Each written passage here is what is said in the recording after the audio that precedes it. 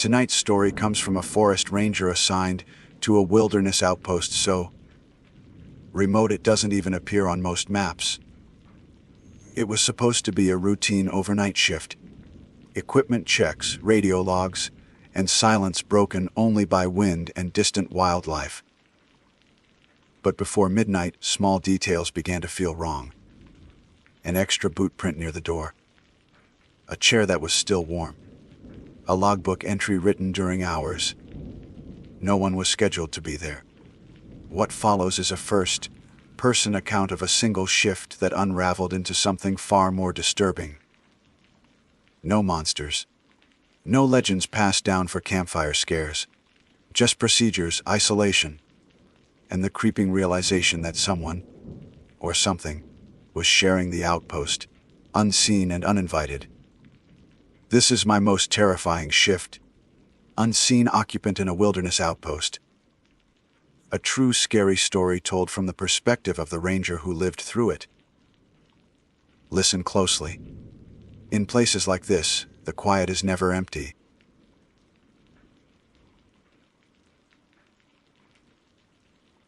My name is Andrew Collins.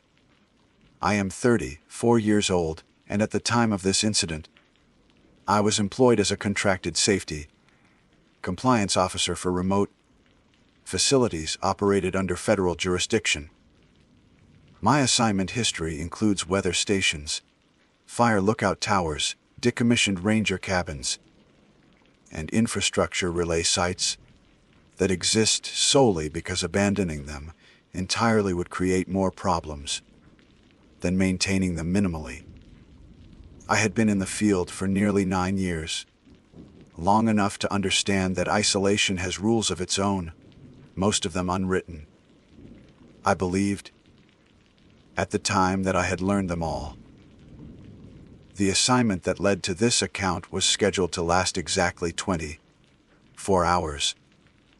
It was framed as routine, a single day, out of a low-traffic occupancy structure, used intermittently by rotating staff. The site was officially classified as an auxiliary monitoring residence, though the language was deliberately vague. No permanent staff. No recorded incidents in the last 5 years. No environmental hazards beyond seasonal weather fluctuations. I accepted the assignment without hesitation, mostly because it was close enough to finish within a single day and still return to my primary office by the following morning. I arrived at the location shortly after sunrise. The road ended several miles before the structure itself, requiring the remainder of the approach to be completed on foot. The building emerged gradually from the tree line, not abandoned in appearance, but undeniably underused. The exterior was intact. The door locks were modern. The windows were clean enough to suggest recent maintenance. It looked less like a forgotten structure and more like one that was waiting. Upon entry, I followed standard procedure: unlock, announce presence, log time of arrival. My voice echoed slightly inside the building, absorbed unevenly by the walls as if some rooms were more accustomed to sound than others. The air smelled neutral, faintly metallic, like old equipment that still carried electricity through its components even while dormant. The safety manual was placed neatly on the central table, directly beneath the primary light fixture. That alone was unusual. Manuals are usually stored in drawers, cabinets, or wall-mounted holders. This one had been left open, face up, as if intentionally positioned for immediate reading. I assumed it was a courtesy for temporary staff and thought little of it at the time. I completed the initial walkthrough before sitting down to read. Every room was present according to the layout diagram. No missing furniture. No signs of forced entry. No biological hazards. No signs of wildlife intrusion. The building was, in every measurable way, compliant. When I returned to the table and began reviewing the safety manual, I noticed something else that I initially dismissed as administrative laziness. The rules were repetitive. Many of them restated common sense procedures in slightly different wording, as if rewritten multiple times by differenters who were all attempting to say the same thing without coordination. Maintain communication protocols. Do not leave designated areas without logging departure. Report anomalies immediately. Avoid unnecessary noise during overnight hours. It wasn't until I reached the final page that my attention sharpened. The last rule was not typed. It was handwritten, written carefully in red ink. The letters evenly spaced and deliberate. It did not match the handwriting in the original. Notes scattered throughout the manual. This rule stood alone, separated from the printed text by several inches of blank space. Do not acknowledge the occupant. I read it twice, then a third time, waiting for context that never came. No explanation followed. No reference to prior sections. No identifier for who or what the occupant referred to. I assumed it was either an internal joke that had somehow survived revision cycles, or a shorthand reference to a non-human presence such as protected wildlife. In my experience, poorly phrased rules often linger long after their relevance has expired. Still, I noted it in my report. Red ink annotations are technically unauthorized unless countersigned, and the absence of explanation alone warranted mention. The rest of the morning passed without incident. I ran power diagnostics, verified emergency supplies, tested communication equipment. Everything functioned within acceptable parameters. Radio contact with the regional hub was clear and uninterrupted. At precisely noon, I logged my status as fully operational. It was shortly after that, while reviewing sensor logs, that I noticed the first inconsistency. The occupancy counter had registered movement in the building prior to my arrival. Not recent enough to trigger alerts, but recent enough to remain in the rolling log. According to the system, internal motion had been detected at Vol.47 that morning. That was impossible. I had been the first scheduled arrival in over 3 weeks, and access logs confirmed no authorized entry during that window. I double-checked the system clock. Accurate. I cross-referenced with external sensors. No wind anomalies. No power fluctuations. No wildlife indicators. The movement had occurred inside the structure, specifically within the hallway leading to the sleeping quarters. I considered several explanations, all mundane.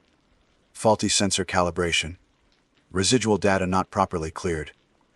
Software error. None of them were alarming enough to justify concern. I made a note and continued my work. By early afternoon, the building had settled into a silence that felt heavier than it should have. Not the absence of sound, but the kind of quiet that seems to respond when you move, shifting subtly as if adjusting around you. I found myself lowering my voice when speaking into the recorder, though there was no reason to do so.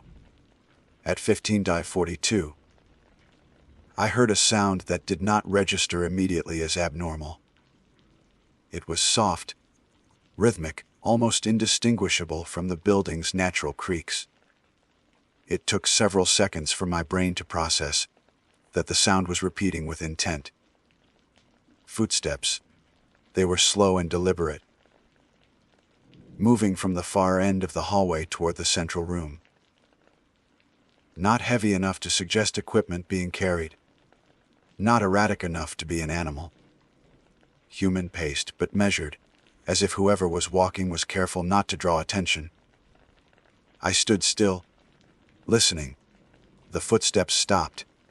I waited, expecting to hear a door open, a cough, any indication of another person.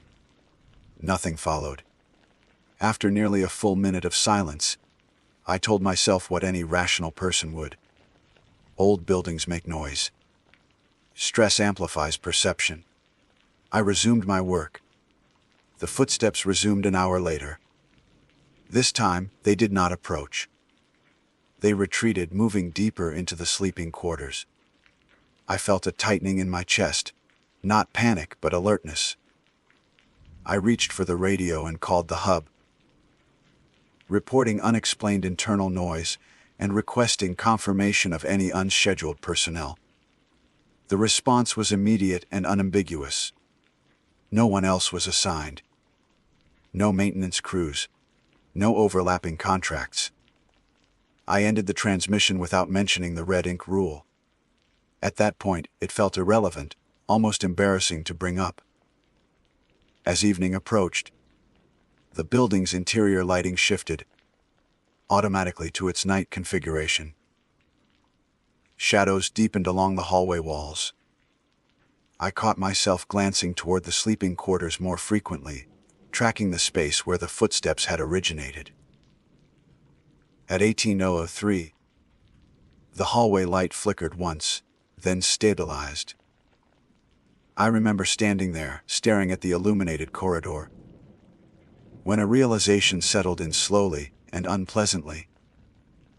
The footsteps had never crossed into the central room. They had never entered my line of sight. They had remained confined to the spaces designated for rest. Occupied spaces.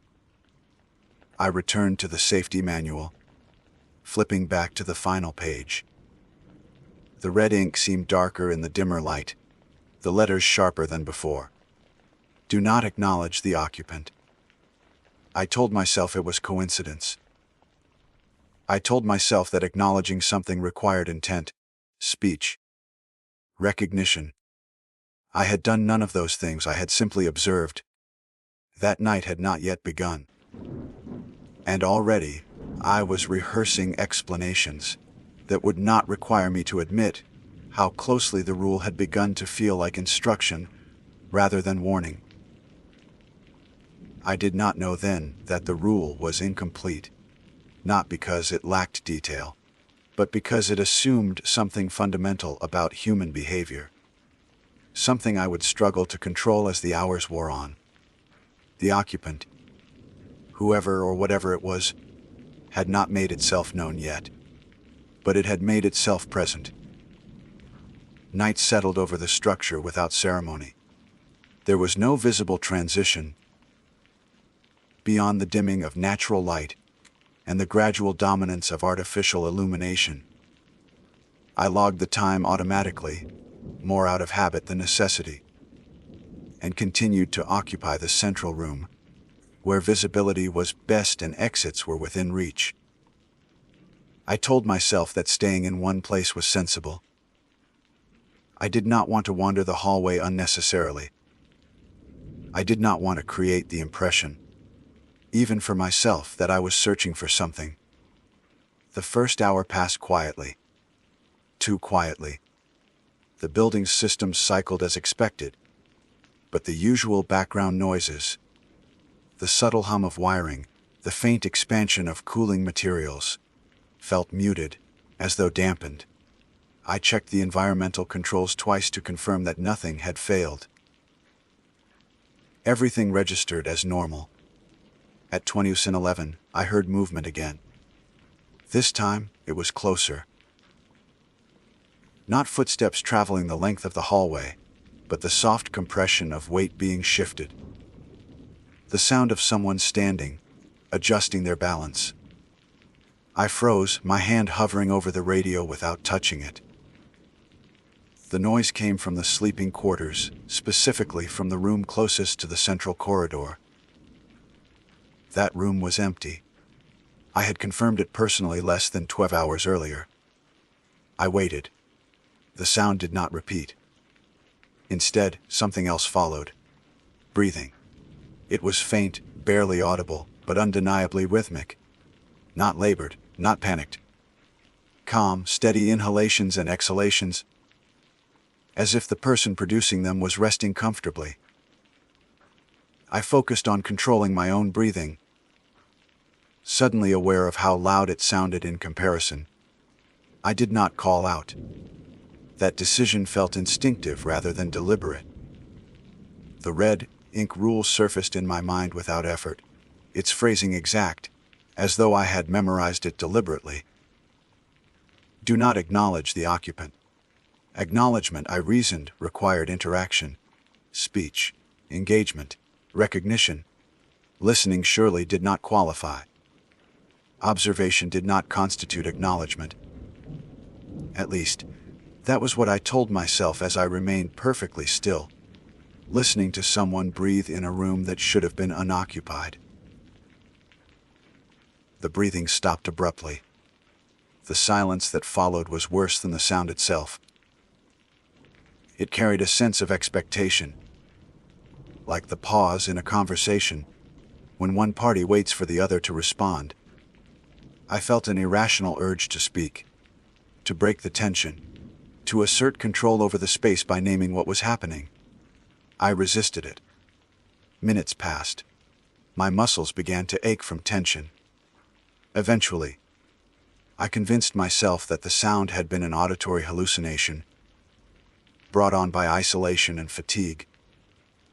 I made a note in the log, deliberately vague, and forced myself to focus on routine tasks. At 21:47, the hallway light flickered again. This time, it did not stabilize immediately. It dimmed, brightened, then dimmed once more before settling into a lower intensity than before. I stood slowly, careful not to make noise, and took a single step toward the corridor. The light held steady. I did not step any farther. From the far end of the hallway, a door creaked open. I knew the sound well. It was the door to the same sleeping room where the breathing had originated. I had tested every hinge earlier that day. That door was not prone to spontaneous movement. There were no drafts strong enough to move it, and the environmental controls showed no pressure changes that could explain it. The door did not open fully. It stopped partway, as if whoever was opening it wanted to look out without being seen. The gap was narrow, but it was enough for me to sense something occupying the space beyond it. I could not see a face. I could not see a body. What I saw was absence. An area where light seemed less willing to settle, where the edges of the doorway appeared slightly blurred. My eyes strained to compensate, to impose familiar shapes onto unfamiliar visual information. I felt watched. The sensation was immediate and overwhelming, a certainty that did not rely on sight. Every instinct urged me to look directly at the doorway, to focus on it, to confirm what I was sensing. At the same time, another instinct, older, quieter, but stronger, urged me not to. Do not acknowledge the occupant. I turned my gaze downward, fixing it on the floor just short of the hallway entrance. I did not move. I did not speak. I did not raise the radio. The door remained open. I do not know how long we stayed like that. Time became difficult to track. The building's clock continued to tick, but the sound felt disconnected from the passage of moments. Eventually, the door closed. Slowly. Carefully. Without a sound beyond the faint click of the latch settling into place. Only then did I exhale. I retreated to the central table and sat down, my hands trembling despite my efforts to steady them.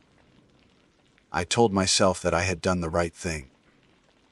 That whatever protocol existed, whatever experience had led someone to write that rule in red ink, I had followed it instinctively. That sense of reassurance did not last.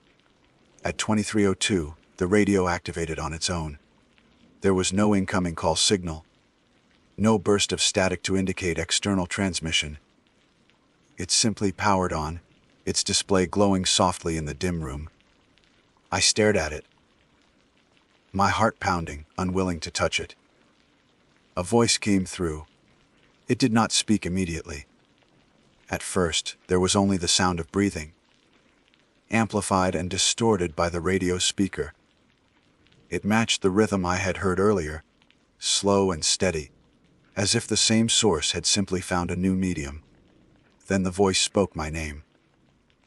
Andrew. It said it once, quietly, without inflection. Not a question. Not a greeting. A statement. My fingers twitched. Every part of me wanted to respond, to demand identification, to assert authority. That was my training. Unknown presence equals verbal challenge. Establish contact. Clarify intent. But the rule was no longer abstract. It was no longer a vague instruction, written by an anonymous hand. It was suddenly specific, personal, and dangerously relevant. Do not acknowledge the occupant. The voice did not repeat my name. Instead, it continued speaking, its tone conversational, almost gentle. You're very good at pretending not to hear, it said. The words sent a chill through me. That sentence alone implied observation, awareness, judgment. It suggested that silence itself was being interpreted, that my compliance was being noticed. I did not respond. The radio crackled softly, as if the signal were adjusting itself. The others were louder. The voice continued.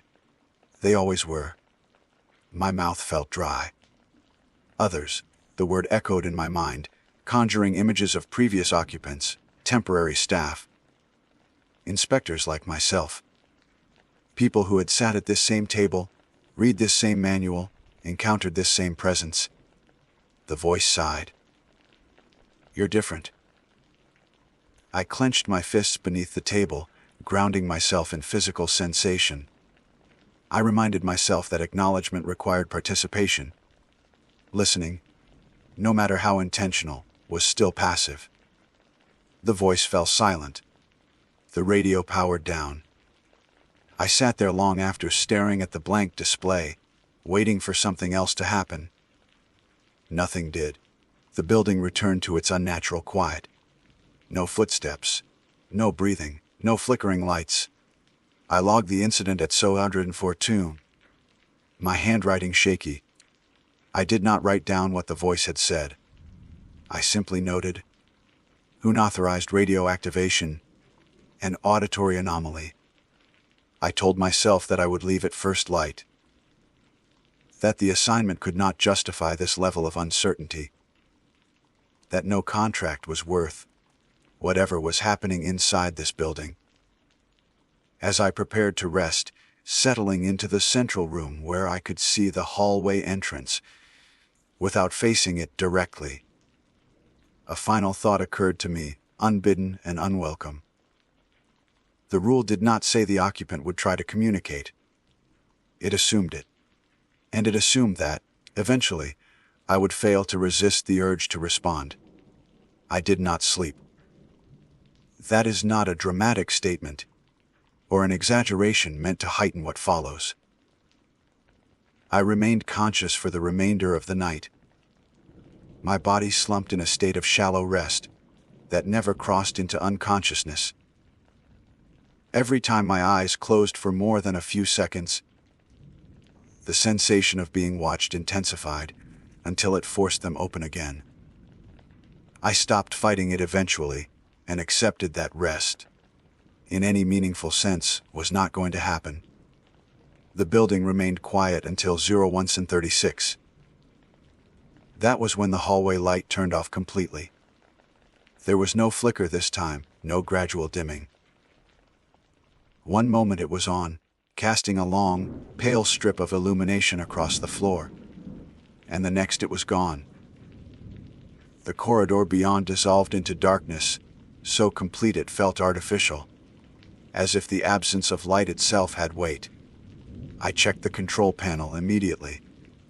The system showed no faults. The hallway light was still listed as active. According to the diagnostics, it was functioning perfectly. I did not stand up. Something shifted in the darkness. I did not hear footsteps. I did not hear breathing. What I sensed was displacement, the subtle change in how the air occupied the space, like someone stepping into a room without disturbing its contents. The darkness at the far end of the hallway seemed closer than it should have been, as if the corridor itself had shortened. I kept my gaze fixed on the table in front of me. Do not acknowledge the occupant. The rule had stopped feeling like an instruction and started feeling like a test. Not of obedience, but of restraint. Human instinct demands recognition. When something addresses you, watches you, moves with intent in your presence, every part of your mind searches for permission to respond. Silence becomes an active effort, rather than a default state. "You're tired," the voice said. It did not come from the radio this time. It did not come from any identifiable direction. The sound was simply there, present in the room, as if the walls themselves had decided to speak. The tone was softer than before, almost sympathetic. I did not move. "I can tell," it continued.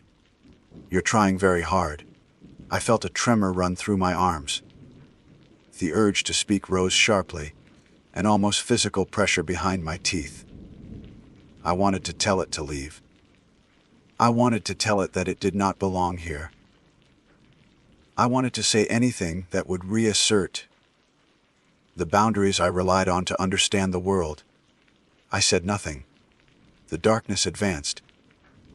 I sensed it without seeing it, the way you sense someone standing too close behind you. The air grew colder. Not in a way that registered on the environmental controls, but in the way your skin reacts instinctively to proximity. I could feel it near the edge of the central room now, just beyond where the hallway should have ended. "You've read the rule," the voice said. "You know why it's there." I did not. Not fully. But the implication settled in my chest with uncomfortable clarity. The rule was not about safety. It was about containment. "You think acknowledgement is speech," the voice went on. "You think it's answering back." The darkness shifted again, closer still. "That's not what it is." My heart hammered in my ears. I focused on the sensation of my feet against the floor, the rough texture of the tabletop beneath my fingers. Grounding techniques, training procedures, anything to anchor myself in the physical world. "Acknowledgement," the voice said, "is acceptance." I felt my throat tighten. It was right. I understood that now. The rule had never specified silence. It had never forbidden speech explicitly. It had forbidden recognition, accepting the occupant as real, as present, as something that belonged in the same frame of reference as me. The problem was that understanding something intellectually does not prevent your mind from doing it subconsciously. I had listened. I had anticipated. I had adjusted my behavior around it. I had already accepted its presence. The darkness reached the edge of my peripheral vision. I did not look at it directly. I could not. My eyes refused to focus on that absence, that place where the world seemed unfinished. "You're doing very well," the voice said. "Better than the others." The word others again. What happened to them? I thought. And the moment the thought formed, I knew I had made a mistake. The darkness reacted. It did not lunge or rush forward. It did not need to. The air in the room changed abruptly, pressing inward, collapsing the space between us. I felt something brush against my shoulder. No pressure. No texture, just a sudden awareness that a boundary had been crossed. "You asked," the voice said, pleased. I bit down hard on my tongue to keep from making a sound. Pain flared sharp and immediate. grounding me just enough to stop the reflexive response that threatened to escape my mouth. "I didn't mean out loud," the voice added, almost amused, "but that still counts." The room felt smaller now, the walls closer, the ceiling lower. My chest tightened as if the building itself were leaning in. "You see," it continued, "most people acknowledge me long before they realize they've done it. They talk. They demand answers. They scream. You didn't." A pause. "But you listened." The pressure intensified. My vision blurred at the edges. I felt dizzy, disoriented, as if my body were struggling to reconcile conflicting versions of reality. "You gave me space," the voice said softly. "You adjusted. You adapted." The darkness withdrew slightly, just enough to give me a fraction of relief. "That's all I need." The hallway light snapped back on. The sudden illumination made me flinch.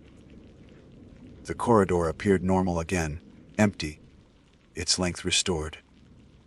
The sleeping quarters doors were closed. The building looked exactly as it had when I first arrived. The voice was gone.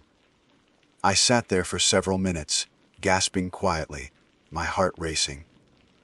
When I finally stood, my legs nearly gave out beneath me. I forced myself to move, to gather my equipment, to prepare for departure. The time was 05:58. Dawn was beginning to break outside, pale and weak through the windows. I did not wait for full daylight. I logged my departure early, my hands shaking so badly I had to steady them against the wall. As I reached for the safety manual one last time, intending to include it with my final report, I noticed something new. The red ink rule was gone. The page was blank where it had once been written. The paper unmarked, pristine. No indentation, no bleed through. No trace that the words had ever existed. In their place, at the bottom of the page, a new line had been added in neat, familiar handwriting. Occupancy confirmed. I left immediately. I did not complete a formal report. I submitted my resignation within the hour, citing personal reasons. The facility remains operational, according to public records. Staff continue to rotate through it on short-term assignments.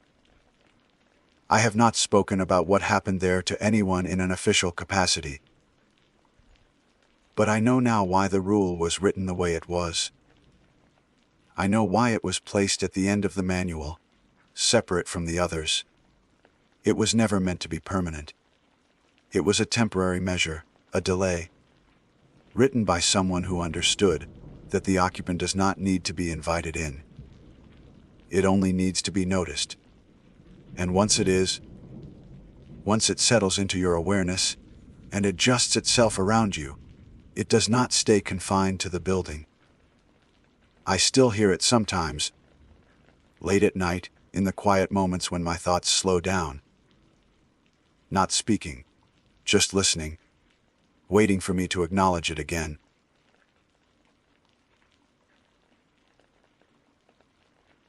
My name is Kevin Shore.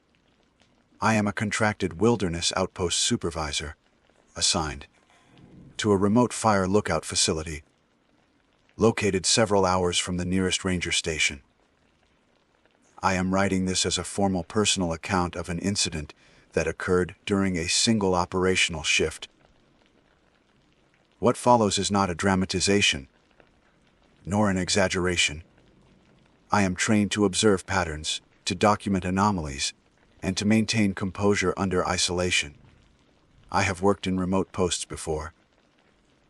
I understood the conditions, the risks, and the mental strain that solitude can impose. None of that prepared me for what happened that day. The outpost was a single room structure raised slightly above the forest floor, supported by timber pylons that had darkened with age. Inside, the layout was simple and functional. A desk bolted to the wall, a cot, a metal locker, a small kitchenette, and one rotating chair mounted on a central stem. The chair was old, industrial, and designed to swivel smoothly so the occupant could face the radio, the observation windows, or the desk without standing. It had no wheels. It rotated in place, balanced and quiet. I arrived shortly after sunrise. The air was still. The forest muted in that way it only is before wind or wildlife stirs. My radio check-in was routine. Power systems were stable. Weather conditions were clear. I logged my arrival time, secured my pack, and conducted a standard interior inspection. Everything was exactly as expected. The chair faced the desk, aligned neatly, as it always was in an unoccupied outpost. The first few hours passed uneventfully. I reviewed maps, scanned the tree line through binoculars, and recorded visibility metrics. I paced the room periodically to keep circulation going, a habit I developed after previous long shifts. The outpost had a way of making time feel thick, if you sat too long. It was mid-morning when I noticed the first irregularity, though at the time it felt insignificant. I had stopped pacing to write an entry in the logbook. When I turned to sit down, I realized the chair was no longer facing the desk. It was angled slightly toward the window behind me, as if someone had turned it to look out into the forest. I assumed I had moved it without thinking. Muscle memory fills gaps more often than people like to admit. I rotated the chair back toward the desk and sat down. The metal stem gave a soft, familiar whisper as it turned. I continued writing. A few minutes later, I stood again to stretch. I walked to the kitchenette, poured water, and leaned against the counter while reviewing printed weather update. I was stationary for perhaps 30 seconds.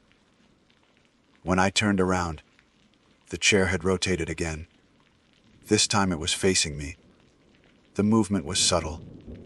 If I had not been paying attention, I might have missed it entirely. The chair was oriented directly toward where I stood, centered, as though it had been positioned deliberately. I felt a flicker of unease but dismissed it just as quickly. The outpost floor was not perfectly level.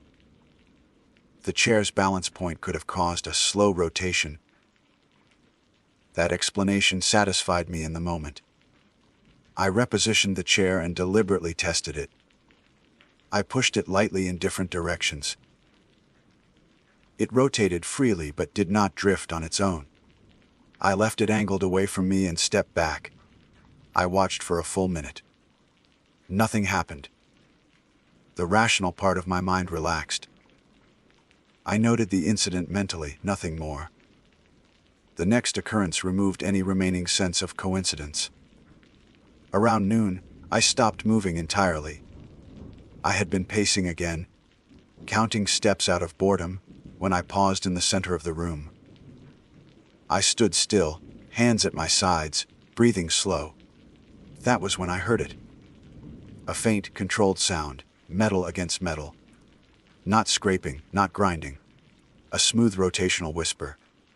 I did not look at the chair immediately. I knew with an uncomfortable certainty what I would see. When I finally turned my head, the chair was moving. Slowly. Deliberately, it was rotating to face me. The motion stopped the moment I shifted my weight. I stared at it for a long time, my heart rate elevated but steady. I approached the chair cautiously, half expecting resistance, but it turned easily under my hand. The stem was cool. There was no motor, no mechanism. Nothing that could explain independent movement. I tested a theory. I stepped back and froze. Nothing happened. I shifted my foot slightly. The chair remained still. I held my breath and became as motionless as I could manage. Seconds passed. Then, unmistakably, the chair began to turn again. The rotation was slow enough that I could track it by the alignment of the seat seam. It angled toward me with careful precision. I moved. It stopped. A cold heaviness settled in my chest. I documented the behavior in the logbook, using neutral language. Chair exhibits unexplained rotational movement when observer remains stationary. Writing it down did not make it feel less real. I contacted base. The radio connection was clear. I described the issue in practical terms, framing it as a potential structural imbalance. The dispatcher suggested checking the floor supports and assured me maintenance would be notified. The conversation was brief, professional, normal. After the call ended, the outpost felt smaller. I avoided standing still after that. I kept moving, even when it made my legs ache. Each time I paused too long, I could feel the anticipation building, like the room itself was waiting for me to stop. In the late afternoon, exhaustion caught up with me. I leaned against the wall near the door, intending only to rest my eyes for a moment. I did not realize how completely still I had become until I heard the sound again. This time, it was closer. The chair was no longer rotating from across the room. It had turned fully, and now faced me squarely, the seat aligned with my chest. As if observing, I opened my eyes and met it directly. For an instant, I had the irrational impression that something about the chair had changed. Not its shape or position, but its presence. It felt occupied. I forced myself to move, breaking the moment. The sensation dissipated, but the fear did not. As daylight began to fade, the forest outside grew quieter. Shadows stretched across the windows. I turned on the interior lights earlier than usual. I told myself I was imagining patterns, because isolation encourages the mind to seek them. I repeated that explanation like a rule, but the chair continued to respond to my stillness. By the time evening settled in, I understood that whatever was happening was not random. It was conditional. It required my attention, or perhaps my absence of movement. I spent the last hour before sunset, pacing in tight circles, documenting every instance, every angle, every stop and start. The logbook pages filled quickly. My handwriting grew tighter. As the sky darkened completely, I realized something else. The chair was no longer turning immediately. There was now a delay. A pause, as if it were waiting to be certain I was truly not moving. And that made it feel patient. Part 2 night arrived without ceremony. There was no sudden drop in temperature, no wind surge, no wildlife calls to mark the transition. The forest simply darkened, layer by layer, until the windows reflected more of the outpost, interior than what lay beyond them. I locked the door out of routine rather than fear, though by then the distinction felt dishonest. I kept moving. That became the rule I imposed on myself. As long as I walked, shifted, stretched, adjusted my stance, anything to avoid stillness, the chair remained inert. It did not drift. It did not twitch. It behaved like an object again. That alone told me more than I wanted to know. I turned on the radio and left it at low volume, not for communication but for sound.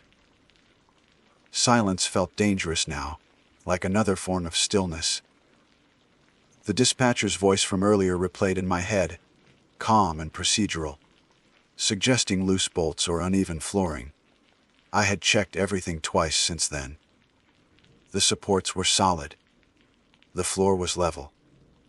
The chair's stem was clean, lightly lubricated, and incapable of holding tension on its own. I circled the room slowly, eyes tracking the chair, even when my back was turned to it, using reflections in the window glass to monitor its position. That was how I noticed the next change. The chair was no longer stopping immediately when I moved. At first the delay was subtle. I would shift my foot, and the chair would continue rotating for half a second before stopping. Then a full second. The movement itself remained smooth, controlled, never abrupt. It did not overshoot. It always stopped facing me. I tested the limits carefully. I slowed my pacing until it barely qualified as motion. The chair responded by rotating more confidently, turning farther before halting. When I took a full step, it froze instantly, obedient. The implication was unmistakable. Whatever governed its movement was learning the difference between motion and the absence of it. I logged everything. Timestamps, angles, distance between myself and the chair. I described my own movements in detail, as though preparing the report for someone who might need to replicate the conditions exactly. Writing kept my hands busy. It also forced me to sit. That was a mistake. I positioned myself at the desk.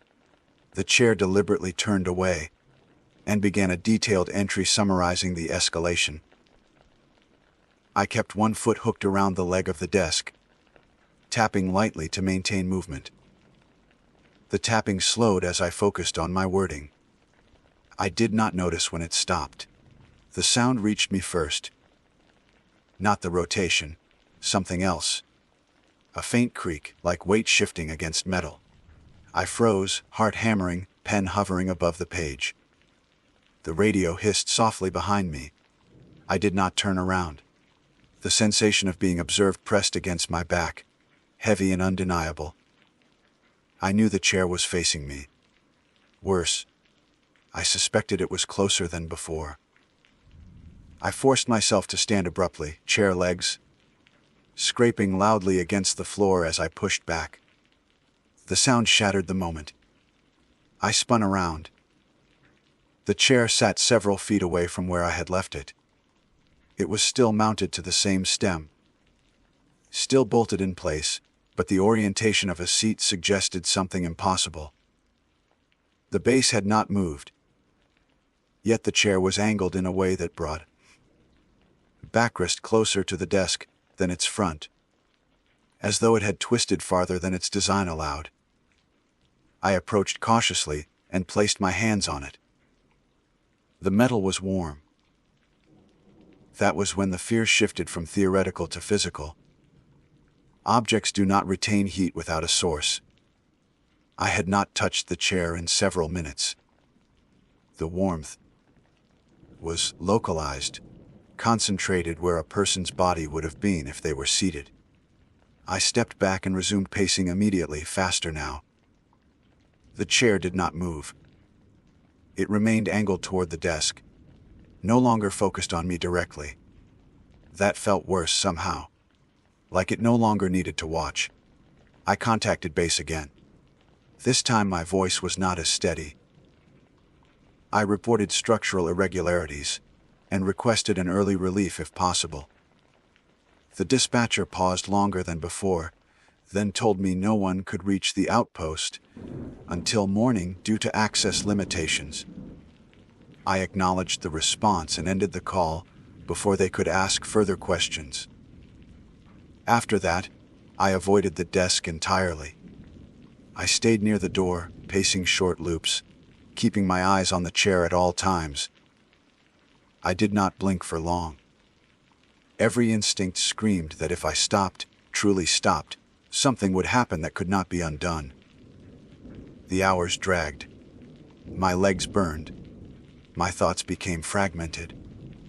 The radio cycled through automated signals, none directed at me. Outside, the forest was unnaturally quiet, as though sound itself was being absorbed. Sometime after midnight, exhaustion forced me to change tactics. Continuous movement was no longer sustainable. I needed rest, even briefly, or my coordination would fail on its own. I decided to lie down. The cot was positioned along the far wall, perpendicular to the chair's usual orientation. I dragged it slightly, angling my body so that even lying down, I could rock my foot against the frame. Constant motion, however minimal. I lay back slowly, eyes locked on the chair. For several minutes, nothing happened. My breathing slowed despite my efforts. My foot continued its small, repetitive movement. Then the chair rotated, not toward me, toward the cot. The movement was slower than before, almost cautious. It stopped facing the side of the bed, aligned with where my torso rested. I felt a sharp, irrational urge to curl inward, to make myself smaller. I resisted it and kicked my foot harder against the frame. The chair paused, then continued rotating anyway. It did not stop when I moved. That broke the rule. I sat up abruptly, heart pounding, and the chair halted mid-turn, frozen at an angle that pointed not at me, but just past me, as though its focus had shifted to something slightly behind my position. I checked the room frantically. There was nothing else there. No movement. No shadow that didn't belong. And yet the chair's orientation suggested otherwise. I did not lie back down again. From that point on, the chair's behavior grew increasingly independent of my actions. It still favored moments of stillness, but it no longer required them. It rotated in short bursts, adjusting itself incrementally, as though fine-tuning its position. It never completed a full turn. It always stopped at angles that rather than randomness. Near dawn, my body gave out. I slumped against the wall, muscles trembling, breath shallow. I fought to stay conscious, to keep moving, but fatigue won. I became still. The chair moved immediately. I heard it clearly then, the full rotation sound, smooth and uninterrupted. I forced my eyes open as it turned to face me directly. The warmth radiated faintly through the air, perceptible even from where I sat. For the first time, I noticed something else.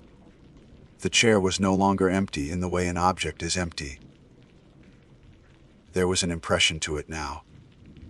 A subtle compression in the seat, as though weight had settled there over time.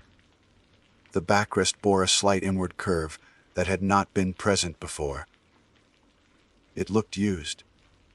I pushed myself to my feet with a strangled sound and staggered forward, breaking the stillness. The chair stopped instantly, obedient once more, as if satisfied. Dawn light began to bleed through the windows minutes later, pale and unwelcome. The forest remained silent. I understood then that the night had not been about watching me. It had been about preparing the chair. Morning arrived slowly, diluted by exhaustion and a sky the color of old paper.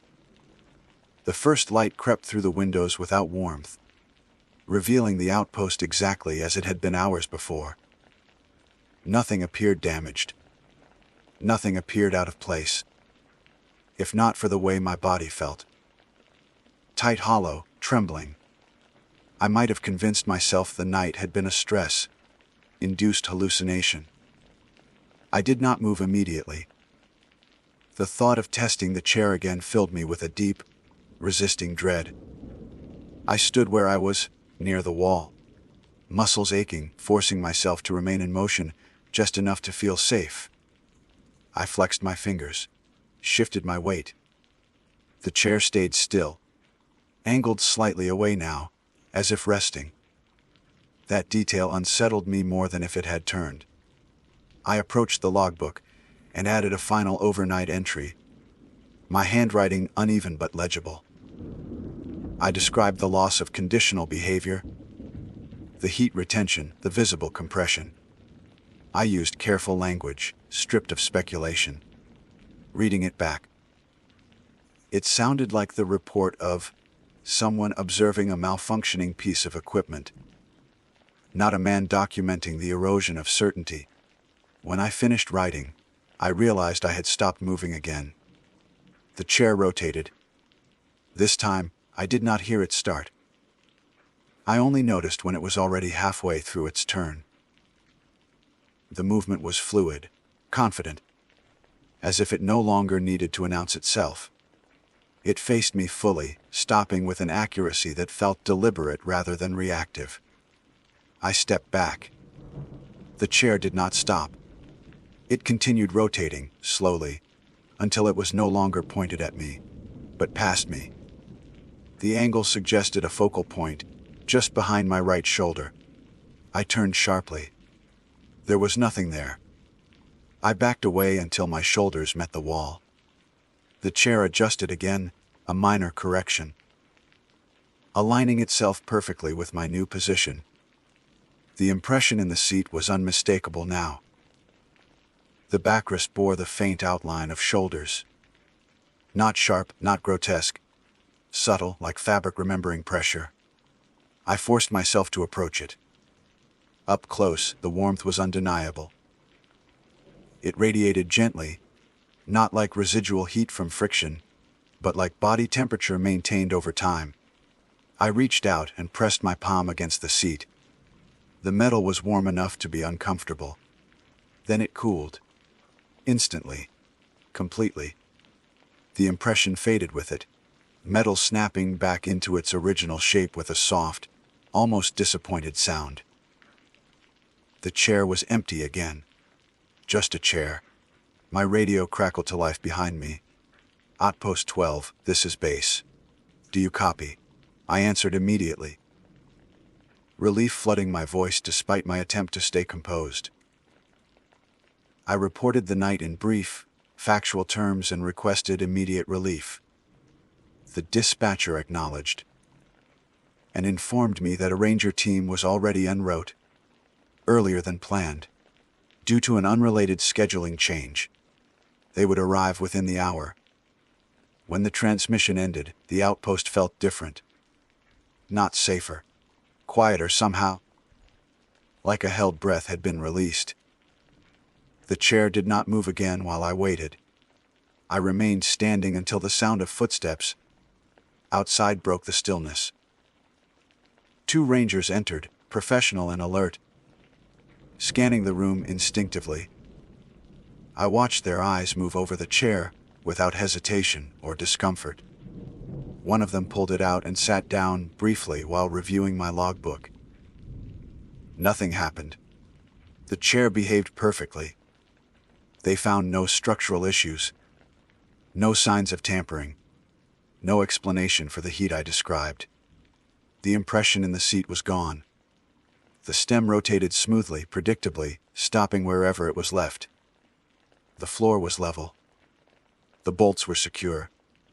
They asked me if I had slept. I told them no. They exchanged a glance that was subtle but not reassuring.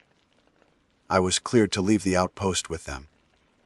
As I stepped outside for the last time, I felt an unexpected resistance, like leaving something unfinished.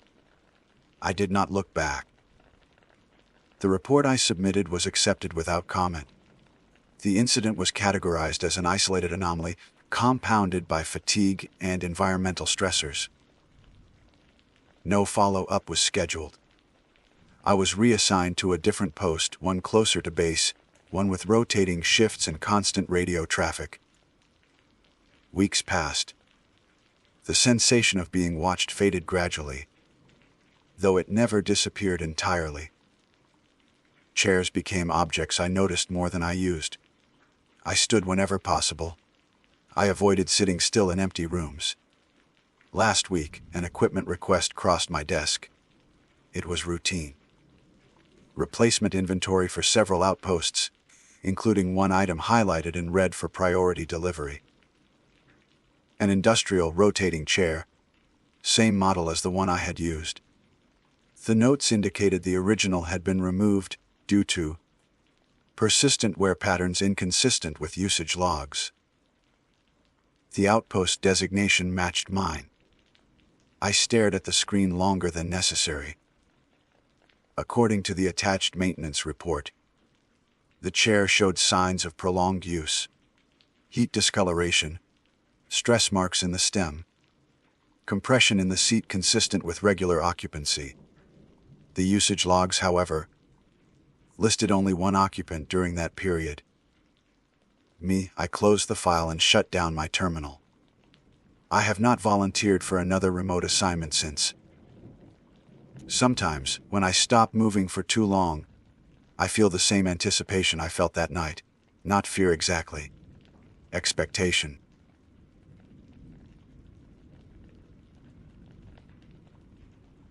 My name is Jordan Pike. I am writing this down as clearly and calmly as I can, not because I am unafraid, but because I know how these things sound when they are told poorly. I am a communications technician contracted to maintain and monitor a remote wilderness relay outpost used by forest services, fire watch teams, and emergency search operations. My background is technical, not imaginative. I do not believe in ghosts, voices from nowhere, or malfunctions that conveniently align with fear.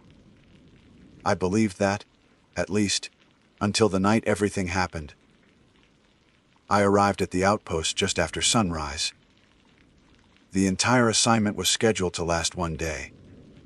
I was meant to inspect the radio relay system, replace an aging signal amplifier, log performance metrics, and leave before nightfall.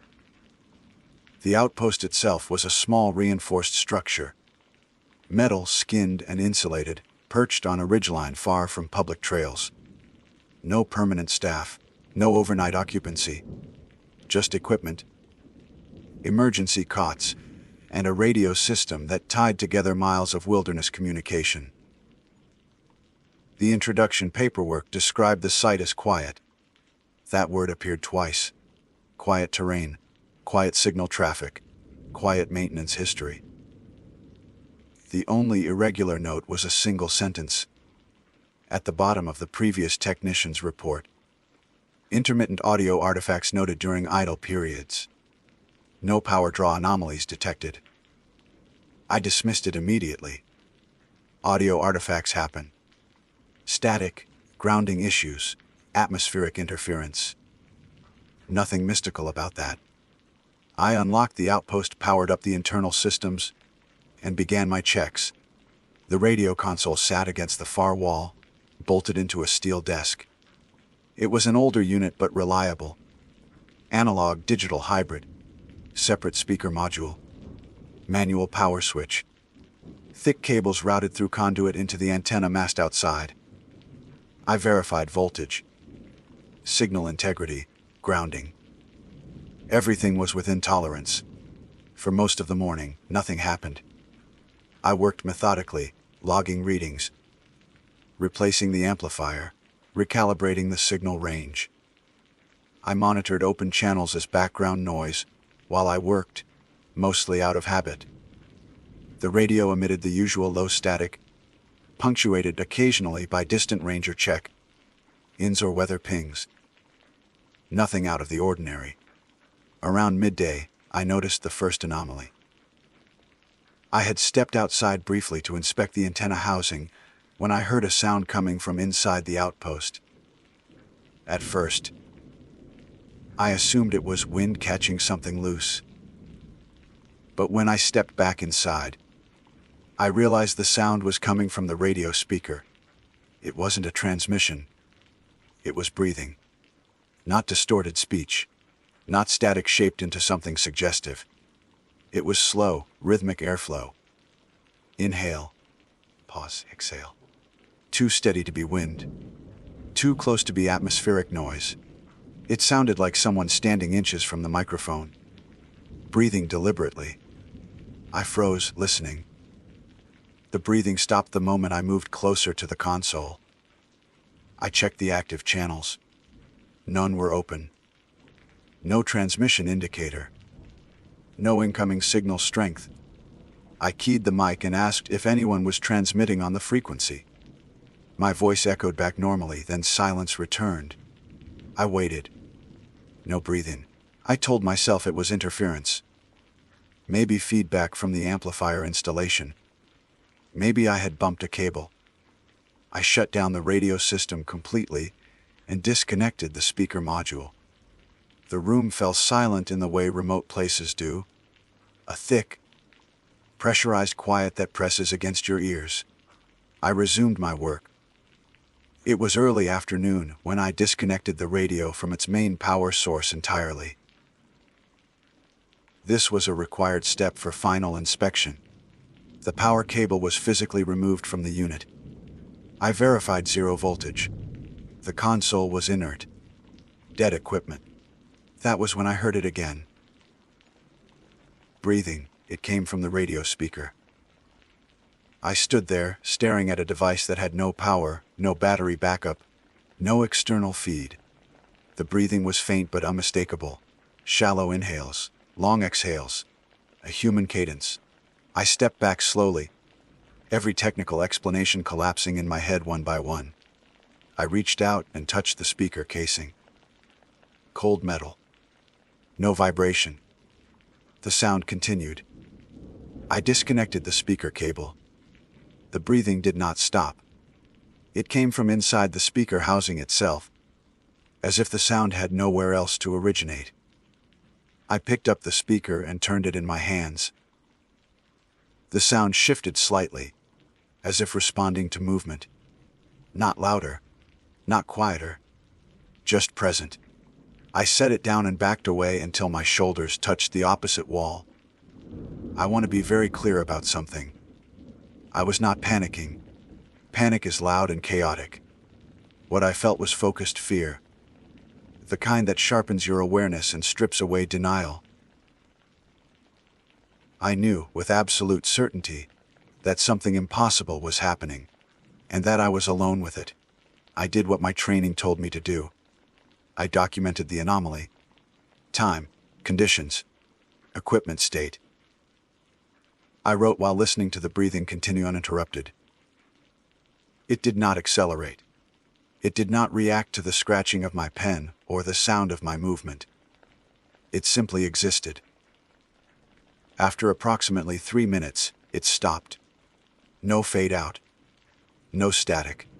One inhale, one exhale, and then nothing. I waited another 10 minutes before moving.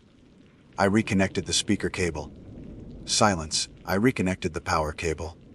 The radio powered up normally. No breathing. No artifact. All systems nominal. I considered leaving immediately. I could have justified it. Equipment failure. Unsafe conditions. But the assignment required a final transmission, log and verification call before departure. I told myself I would finish quickly and leave before dusk. The rest of the afternoon passed in an uneasy calm. No further sounds. No anomalies. The radio behaved perfectly. I completed my checklist and prepared for the final test call. At 17:42, I keyed the mic and transmitted my status update to the regional relay. Clear signal. Acknowledgement received. I logged the successful transmission and reached for the power switch. Before I could turn it off, the speaker activated. There was no static. There was breathing. Closer this time. Louder. As if whoever, or whatever, was producing it had moved nearer to the microphone. I didn't move. I didn't speak. I didn't even breathe properly. I just listened. Then the breathing changed. It began to match my own. Inhale with me. Exhale with me. Perfect synchronization, like a mirror I couldn't see. I don't know how long that lasted. Time did something strange in that moment. When it stopped, I was shaking so badly I had to sit down. I disconnected the power again. The breathing continued. That was the moment I understood something that chilled me, far more than the sound itself. Whatever was coming through that speaker was not using the radio system. It was using me. I grabbed my bag, my keys, and headed for the door. As my hand touched the handle, the radio spoke for the first time. It said my name. Not distorted. Not mechanical. Jordan. Quiet. Certain. As if it had been waiting all day to say it. I did not turn around.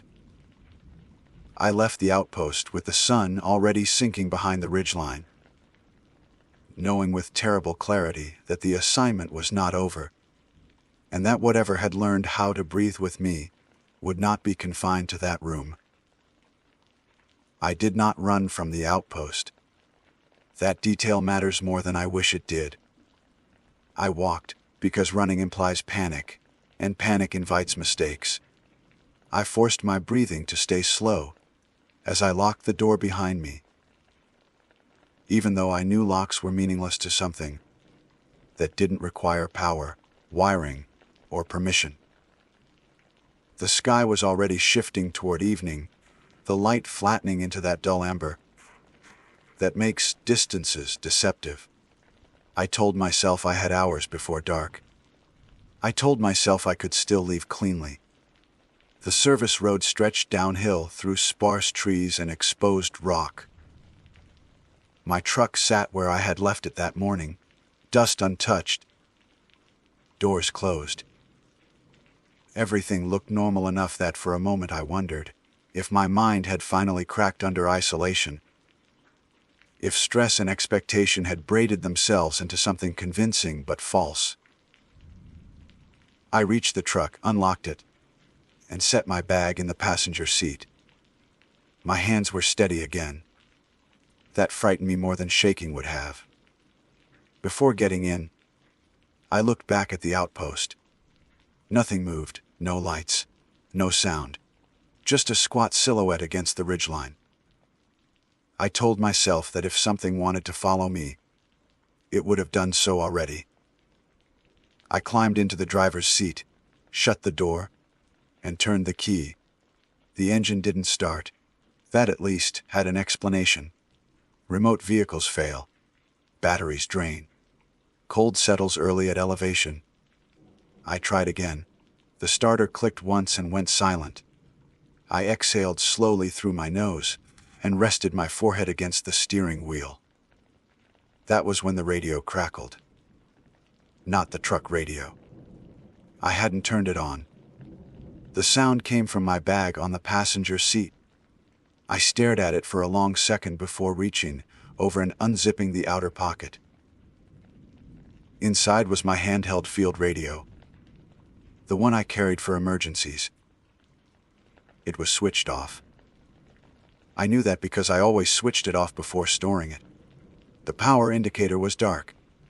The speaker hissed softly. Then came the breathing. It was closer than before, intimate in a way that made my skin crawl. I didn't pick up the radio. I didn't touch it. I just listened as it breathed into the silence of the cab, fogging the space between us with sound. I spoke without meaning to. Stop. The breathing paused. Not ended, paused, as if listening. Then it resumed slower now, heavier, wet at the edges, like air moving through something that wasn't meant to carry it. I grabbed the radio and hurled it out of the open passenger door. It hit the ground with a dull clatter and bounced once before coming to rest in the dirt. The sound cut off immediately. I sat there for a full minute, heart pounding, before stepping out of the truck. The radio lay on its side, cracked casing exposed. Silent. I kicked it farther away, hard enough that it skidded into the brush. When I looked back at the outpost again, I understood something I hadn't allowed myself to before. This wasn't equipment bound. It wasn't localized. It wasn't a malfunction that stayed where it started. It was following proximity. Attention. Awareness. I popped the hood of the truck and checked the battery. The connection was loose. Vibration from the drive up, probably. My hands worked automatically, tightening the clamp, grounding myself in routine. When I got back in and turned the key, the engine roared to life without hesitation. I didn't waste time. The drive down the service road was uneventful at first. The terrain slipped by in long, quiet stretches. Trees, rock, sky deepening into blue. I kept the windows down despite the cold, needing proof that the air I was breathing was my own. 10 minutes in, the truck radio turned on by itself. Static flooded the cab, loud and sudden enough that I flinched. I reached to turn it off, but my hand froze inches from the dial when the static resolved into something else. Breathing. Not through the speaker this time. It sounded like it was behind me. I checked the rearview mirror. Empty back seat. Empty bed visible through the rear window. The breathing continued, uneven, now strained. I realized with a jolt that it was out of sync with me. Faster. Desperate. I forced myself to speak calmly. "I don't know what you want." The breathing stuttered, then slowed. The radio clicked, as if a channel had been selected deliberately. A voice came through, layered beneath the sound of breath. Not overlapping. Accompanying it. "Neither do you." It was my voice. Not a recording I recognized. Not distorted. Just me, speaking words I had not said. My foot pressed harder on the accelerator. The road curved sharply, and I took it too fast, tires skidding slightly before catching. The voice continued, whispering fragments between breaths. "Stay. Listen. You hear it now?" I slammed the radio off. The dashboard went dark. Silence rushed back in, broken only by the engine and the wind. I drove the rest of the way down without stopping. Eyes locked on the road, body tense, and ready for something worse that never quite arrived. By the time I reached the ranger station at the base of the mountain, night had fully settled. Lights glowed in the windows. A vehicle sat parked out front. Human presence, solid and reassuring. I pulled in hard and shut off the engine. Inside the station, the duty ranger listened to my report with a neutral expression that slowly tightened as I spoke. He asked practical questions. Equipment specifics. Timelines. He didn't interrupt. When I finished, he nodded once and told me to sit while he made a call. I heard him repeating parts of my account over the phone in a lower voice. When he hung up, he told me the outpost would be flagged for follow-up inspection. He suggested stress, altitude fatigue, interference. He said all the right things. Before I left, he handed me a cup of water. As I took it, the station radio behind him crackled softly. Breathing. So faint I almost missed it. The ranger didn't react. I set the cup down carefully, thanked him, and walked out without another word. That night, I slept in a motel an hour away. I didn't turn on the television. I didn't charge my phone. I lay awake listening to my own breath, until exhaustion finally pulled me under. I woke once, just before dawn. Certain someone was standing beside the bed. Nothing was there. But my phone lay on the nightstand, screen lit, recording audio. The waveform showed steady peaks and valleys. Breathing that wasn't mine. I did not listen to the recording right away. I want that on record. I sat on the edge of the motel bed with the phone in my hands, watching the waveform slowly scroll as if it were still alive. Still doing something even after the sound had ended. There was no reason for my phone to have been recording. I had not touched it since setting it down the night before. No active app. No voice command enabled. The file timestamp showed it had begun less than 3 minutes before I woke up. I deleted it. At least, I thought I did. The rest of the morning passed in a fog of routine, actions performed without thought. I showered. I dressed. I packed my bag. I checked out of the motel. Every sound felt intrusive. Air conditioning hums. Footsteps in the hallway. The scrape of a chair leg. Each one made me pause, waiting for it to resolve into something familiar or reveal itself as something else. Nothing did. I drove home with the radio off and my phone powered down. I did not stop for coffee. I did not check messages. I wanted the world as quiet as possible, as if silence itself could act as insulation. By late morning, I was back in my apartment. City sounds filtered in through the windows. Traffic, distant voices. Life continuing without any awareness of what had followed me out of that outpost. I unpacked slowly, placing things where they belonged, reclaiming normality piece by piece. When I reached for my phone, I hesitated. I turned it on. No missed calls. No new messages. No notifications. The battery was lower than it should have been, but I told myself that meant nothing. I opened the audio app, half expecting to see the file still there. It was gone. Relief came too quickly, too easily. I didn't trust it. Relief, like panic, can lie. I spent the afternoon drafting my incident report. I stripped it of anything that sounded emotional. I removed words like breathing and replaced them with unidentified audio source. I documented power states, disconnections, timestamps. I treated the event the way my training demanded, even as a part of me knew that no amount of technical language could contain what had happened. I submitted the report at 14:17. At 14:18, my phone rang. Unknown number. I let it ring. It stopped after 4 cycles. No voicemail notification followed. I told myself that was coincidence. Telemarketers spoof numbers. Systems glitch. There was no reason to assign meaning to it. At 14:23, it rang again. This time, I answered. I did not say hello. On the other end, there was breathing. Not faint. Not distant. Clear enough that I could hear the subtle hitch in the inhale, the wet softness of the exhale. My stomach clenched so hard it felt like being punched. I pulled the phone away from my ear and stared at the screen. The call timer ticked upward normally. No distortion, no interference. I spoke quietly. This isn't possible. The breathing stopped.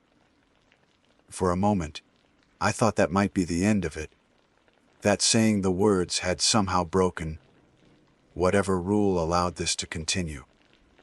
Then the sound resumed, slower now, as if pleased. I hung up and powered the phone off. That was the first time I noticed the pattern. It did not pursue me constantly. It did not announce itself loudly or dramatically. It appeared only when things were quiet enough for me to notice it. When my attention drifted inward, when I had room to listen. That evening, I tried to distract myself. Television, music, noise layered on noise. As long as something else filled the space, nothing happened. I almost convinced myself I had imagined the call. At 21:46, the power in my apartment flickered. Just for a second. Lights dimmed. Appliances stuttered. Silence followed. I stood in the middle of the living room, heart racing, waiting. Nothing. Then, from the kitchen, a sound. Breathing. Not from a device. Not from a speaker. From the air itself. It felt wrong immediately, not directional, not contained. It was everywhere and nowhere, as if the room itself had lungs. I backed away until my shoulders hit the wall, eyes scanning corners, doorways. Shadows that suddenly seemed too deep. I'm not listening, I said aloud, my voice shaking despite my effort to control it. The breathing faltered. I realized then that it was learning. The moment I acknowledged it, the moment I reacted, it adjusted. Quieter. Slower. More patient. I grabbed my keys and left the apartment without turning the lights back on.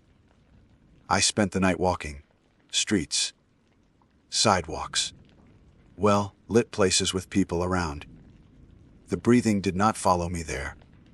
Crowds seemed to disrupt it, scatter it. It needed stillness. It needed focus. By early morning, exhaustion forced me to stop. I sat on a bench near a busy intersection, watching traffic surge in and ebb. My body felt hollowed out, like I had been carrying something heavy for too long and only just set it down. That was when my phone vibrated in my pocket. I didn't answer. A notification appeared instead. A system alert. Audio recording saved. I stared at the screen for a long time before opening the file list. There it was. A new recording.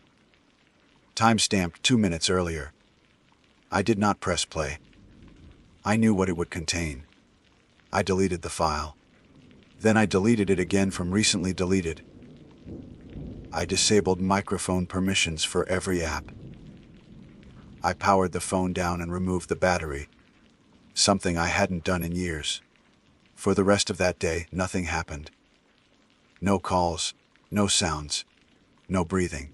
I began to hope, cautiously, that depriving it of access had worked. That whatever connection it had formed relied on technology, on interfaces, on pathways I could sever. That hope lasted until nightfall. I was lying in bed, eyes open, staring at the ceiling, when I became aware of my own breathing. The rise and fall of my chest, the subtle sound of air moving in my throat. Then I noticed something else. Another rhythm, perfectly synchronized, not louder than my own, not separate. Inside it, I held my breath, so did it. That was when I understood the truth I had been avoiding all day. The radio had never been the source. The phone had never been the conduit. They had only been introductions. Whatever had learned how to breathe with me in that outpost had not followed me through devices. It had followed me through attention, through awareness, through the simple act of listening. I do not know what happens next. I am writing this in a crowded place, music playing, voices overlapping, noise stacked, thick enough I can almost forget the silence underneath it. Almost. If you are reading this somewhere quiet, if you become aware of your own breathing, while you do, I am sorry. Because once you notice it, it notices you too.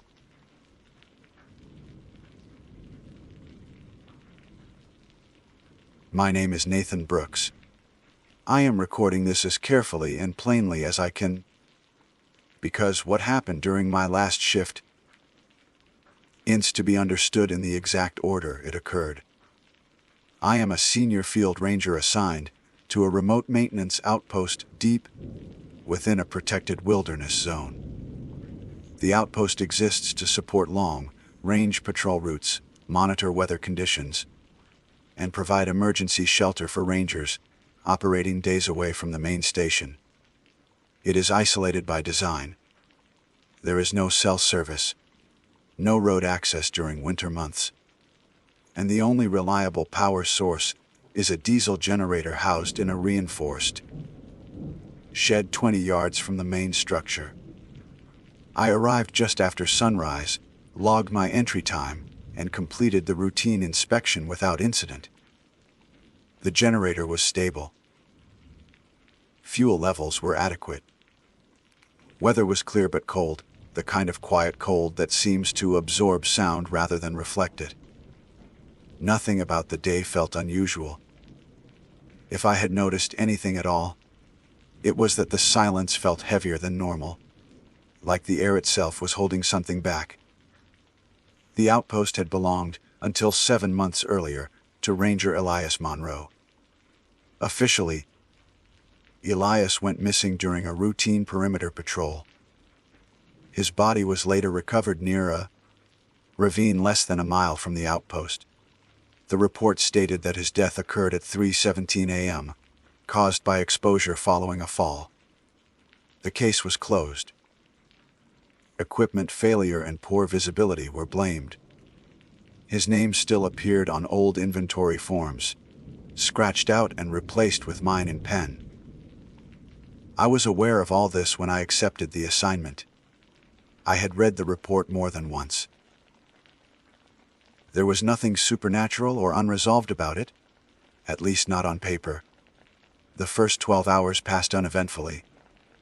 I maintained the generator, completed radio check, INS, logged weather data, and prepared for an overnight stay as scheduled. Sunset came early, and with it the temperature dropped sharply. By 8:00 p.m., the forest outside the windows had become a solid wall of black. At 10:30 p.m., I conducted my final walk, a round of the outpost grounds. The generator hummed steadily. Its vibration traveled faintly through the frozen ground and into the soles of my boots. I remember placing my hand against the metal housing and feeling reassured by the warmth it produced. The light above the shed flickered once, then stabilized. I noted it but did not consider it significant. By midnight I was inside, reviewing old maintenance logs left behind in a filing cabinet bolted to the wall. Most of them were unremarkable. Oil changes, filter replacements, weather anomalies. Then I found an entry written in Elias's handwriting, dated 3 days before his death. It wasn't alarming. It simply stated that the generator had shut down unexpectedly at 3:17 a.m. and restarted without manual input. He had written that he planned to monitor it more closely. I checked the timestamp twice. The time matched the reported time of death exactly. I told myself it was coincidence. Generators fail. Humans notice patterns where none exist. I closed the logbook and returned it to the cabinet. At 1:00 a.m., I performed a routine radio call. No response, which was expected at that hour. At 1:45 a.m., I brewed coffee.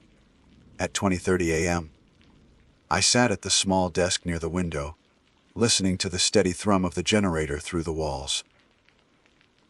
At 3:12 a.m., the lights dimmed slightly. It was subtle, like a brief blink. I stood immediately and checked the control panel. All indicators were normal.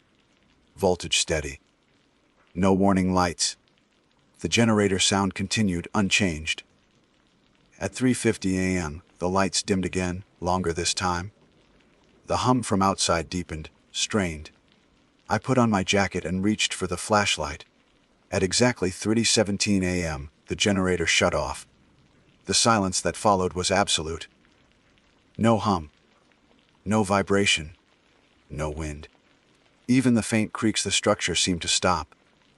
The lights went out completely, plunging the outpost into darkness so thick it felt physical.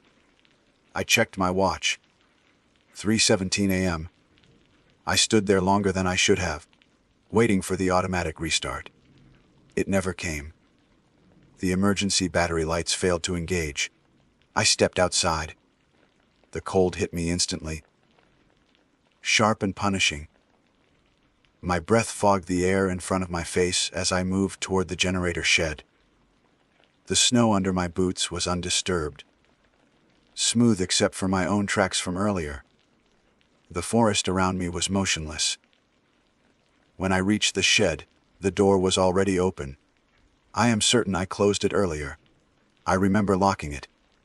Inside, the generator was silent. The fuel gauge showed full. The kill switch was in the off position. I did not turn it off. I flipped the switch back on. Nothing happened. I checked the fuel line, the starter, the battery connections. Everything appeared intact. No mechanical failure. No reason it shouldn't start. Then I noticed something else. The maintenance clipboard hanging beside the generator had a single page clipped to it. The paper was yellowed old. I recognized it immediately as one of the original incident reports printed months earlier. The time of death was circled in red ink. 3:17 a.m. I felt an overwhelming sense that I was being observed, not from the forest, but from the outpost behind me. I turned slowly, flashlight beam shaking slightly as it swiped across the darkened structure. One of the windows reflected the light back at me. For a brief moment, I thought I saw someone standing inside.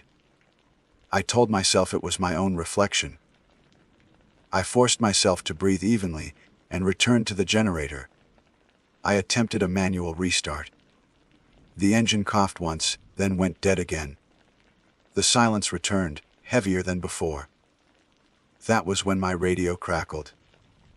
Not with static, but with a clear, sharp click, like someone pressing the transmit button.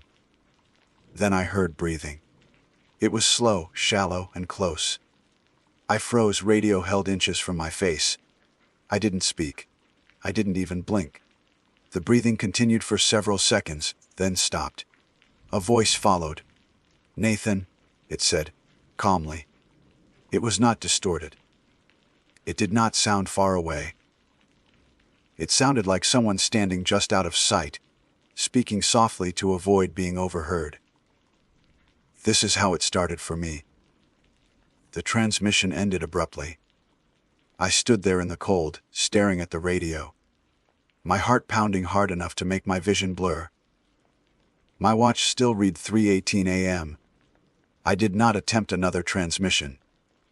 I did not go back inside the outpost. I stayed by the generator shed, flashlight trained on the open door, listening to the forest that no longer felt empty. I knew then that whatever had happened to Elias Monroe had not ended with his death. I did not move for a long time after the radio went silent.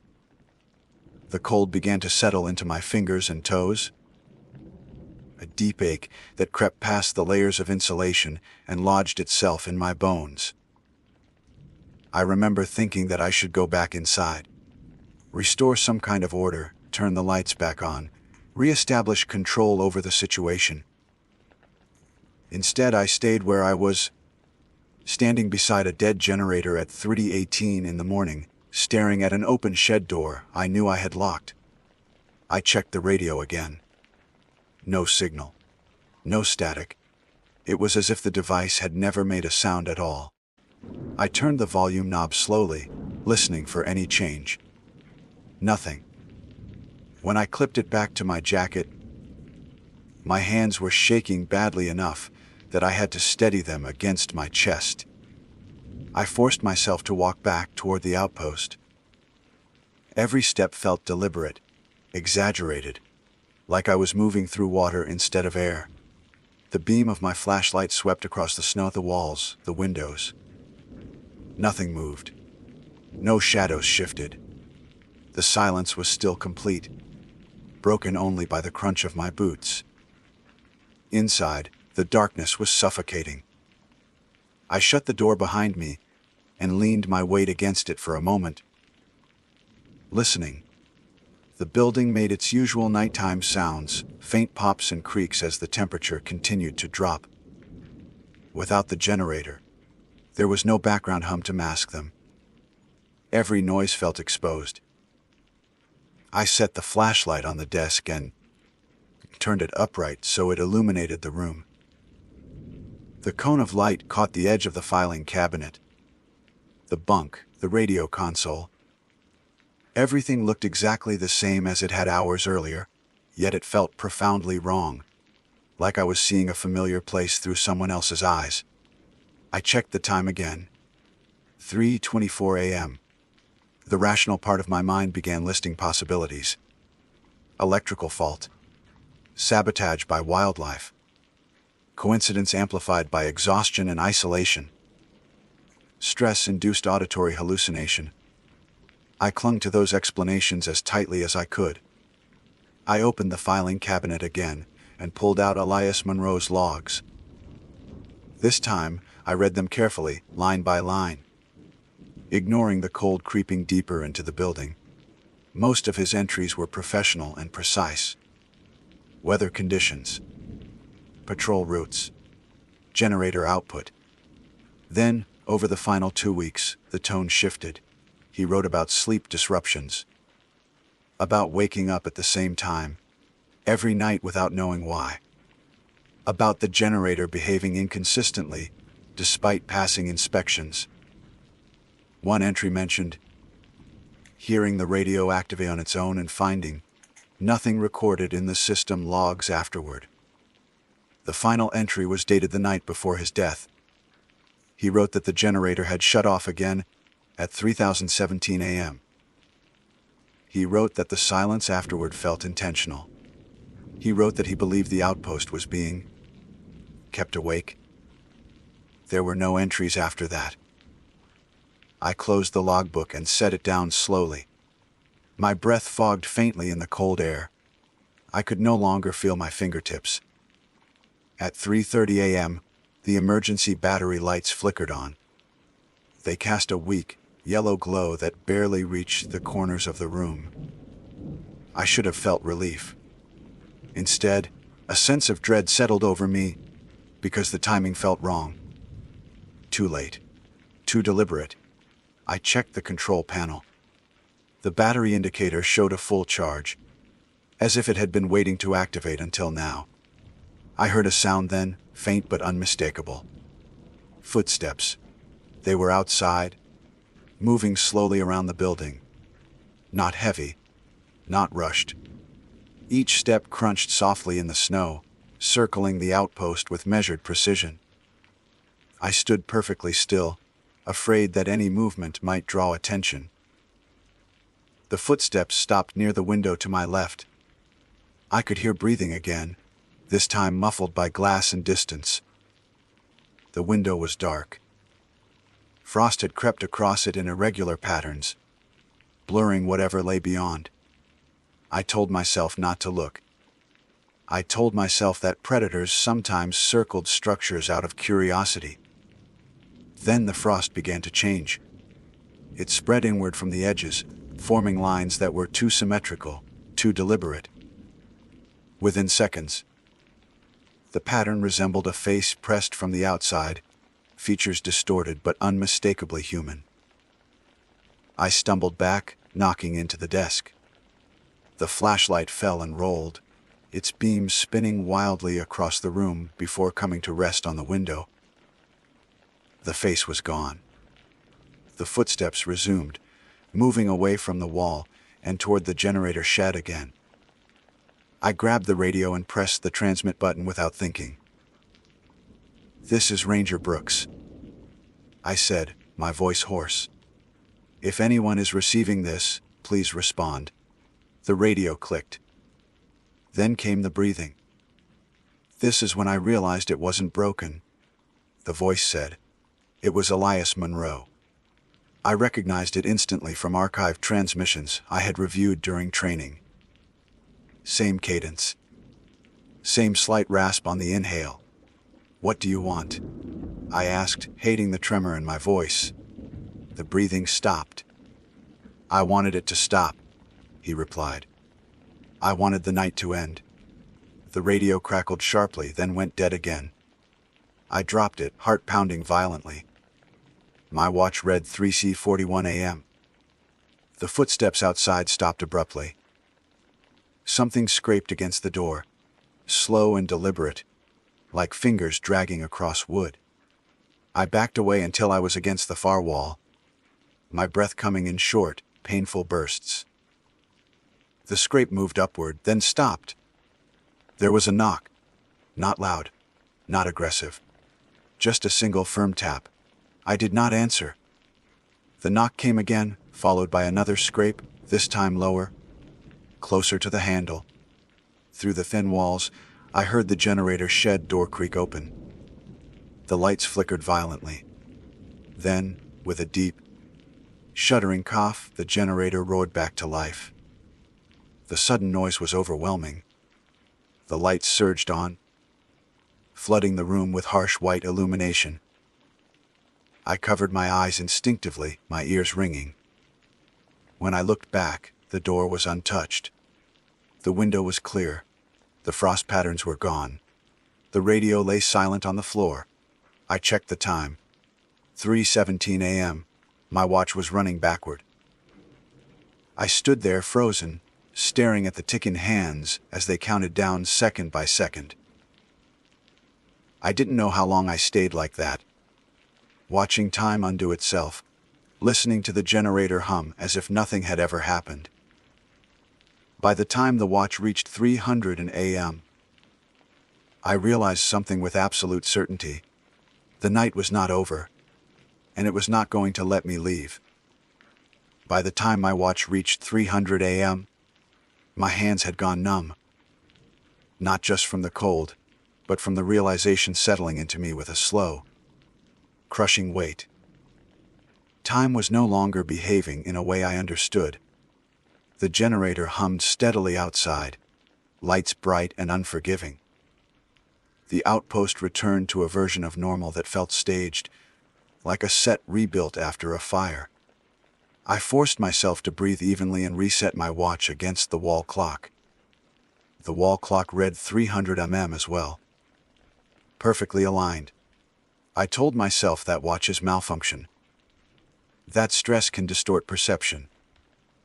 That nothing supernatural was happening. Because that explanation would break something inside me that I wasn't ready to lose.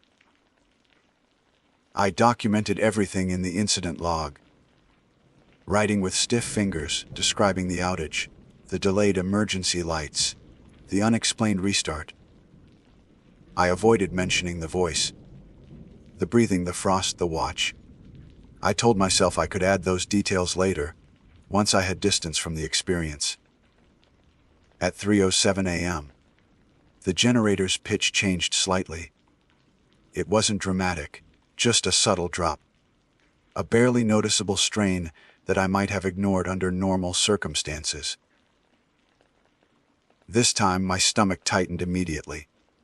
I stood and moved toward the window, watching the light above the generator shed flicker once. At 3:10 a.m., the radio clicked. I didn't touch it. The click came again, followed by a low hiss of static. I stared at the device from across the room, my pulse thudding in my ears. The static resolved into breathing, shallow and uneven. "You stayed," the voice said. It was Elias again. I shook my head slowly, even though he couldn't see me. "You're not real," I said, my voice steadier than I felt. "You're a recording. Or I'm imagining you." The breathing deepened, almost amused. "I said the same thing," he replied. "I needed it to be mechanical. I needed it to be something I could fix." I swallowed hard. "What is this place?" There was a long pause. The generator outside sputtered briefly, then recovered. "It's a point," Elias said finally. "A moment that keeps happening. Every time someone stays alone long enough, it finds them." I checked the time again. 3:14 a.m., my chest tightened. "Why 3:17? "Because that's when I stopped moving," he said quietly. "That's when I realized it didn't want the outpost. It wanted a witness." The radio fell silent. At 3:15 a.m., the lights dimmed. I was already moving, pulling on my gloves, grabbing my pack. I didn't know if leaving was possible, but staying was no longer an option. I stepped outside into the freezing darkness and headed for the generator shed, determined to shut it down myself, to break the cycle on my terms. The forest felt closer than before, the trees looming at the edge of the clearing, like an audience waiting for something to begin. My breath came fast and shallow as I reached the shed. The door was closed. I opened it carefully. Inside, the generator was running normally. The kill switch was in the on position. The fuel gauge was unchanged. Nothing appeared wrong. Then I saw the footprints. They led from the forest to the shed, stopping just inside the doorway. They were human. Booted. Ranger issued. They did not belong to me. I backed away slowly, my flashlight beam shaky as it traced the prints. They were fresh, sharply defined in the frost. One set. At 3:16 a.m., the generator began to wind down on its own. "No," I whispered, reaching for the controls. The radio on my chest crackled again. "You can't stop it," Elias said. "I tried everything. I stayed awake for 3 nights. I shut it down early. I ran patrols at that hour. It adjusts." The generator coughed once. Then how do I leave? I demanded. There was a hesitation this time, something like uncertainty. You don't, he said. Not before it finishes. At exactly 3:17 a.m., the generator shut off. The darkness slammed down harder than before. The silence was immediate and total. Even the forest seemed to vanish, swallowed by something deeper. I turned slowly. Someone was standing at the edge of the clearing. They were wearing a ranger uniform, identical to mine, the reflective strips catching faint starlight. Their face was shadowed, features indistinct. But I knew who it was without needing to see him clearly. Elias Munro raised one gloved hand. I didn't die out here, he said. His voice no longer coming through the radio, but carried directly through the air. I stepped into the wrong minute. I couldn't move. My muscles refused to respond. My body locked in place as the cold intensified, burning instead of numbing now. The night doesn't want to be alone, he continued. It needs someone inside it when the power goes out. Someone breathing. Someone aware. I felt a pressure behind my eyes, a pounding headache blooming suddenly. The darkness shifted. I was no longer standing outside the shed. I was inside the outpost, at the desk, my hands resting on the incident log. The generator hummed steadily. The lights were on. My watch read 2:58 a.m. I gasped sharply, sucking in air like I'd been underwater. Everything felt reset, polished, rewound. The radio sat quietly on the desk. The logbook lay open to a blank page. My own handwriting began to fill it, though I hadn't picked up the pen. Routine overnight inspection. Generator stable. No anomalies to report. I fought it, clenching my hands, trying to pull away. The words continued anyway. At 3:00 a.m., I became aware of the silence. I slammed the logbook shut and staggered to my feet, heart racing. The outpost felt wrong in a way that went beyond fear. It felt rehearsed.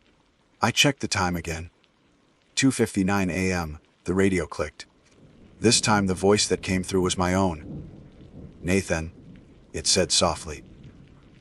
This is how it starts. I don't know how many cycles I endured after that. I don't know how many times the generator shut down at 3:17 a.m., or how many times I heard Elias's voice guide me toward the same conclusion. The reports say I was found days later, wandering the access trail, disoriented and hypothermic, unable to explain where I'd been. The outpost logs list me as missing for exactly 1 minute, from 3:17 to 3:18 a.m. They say the generator shut down unexpectedly during that window and restarted without explanation. I don't remember leaving. But every night since, at exactly 3:17 a.m., I wake up in complete darkness, heart racing, listening for the hum that tells me I'm still here. And sometimes, just before it comes back on, I hear someone breathing beside me, relieved that they're no longer alone.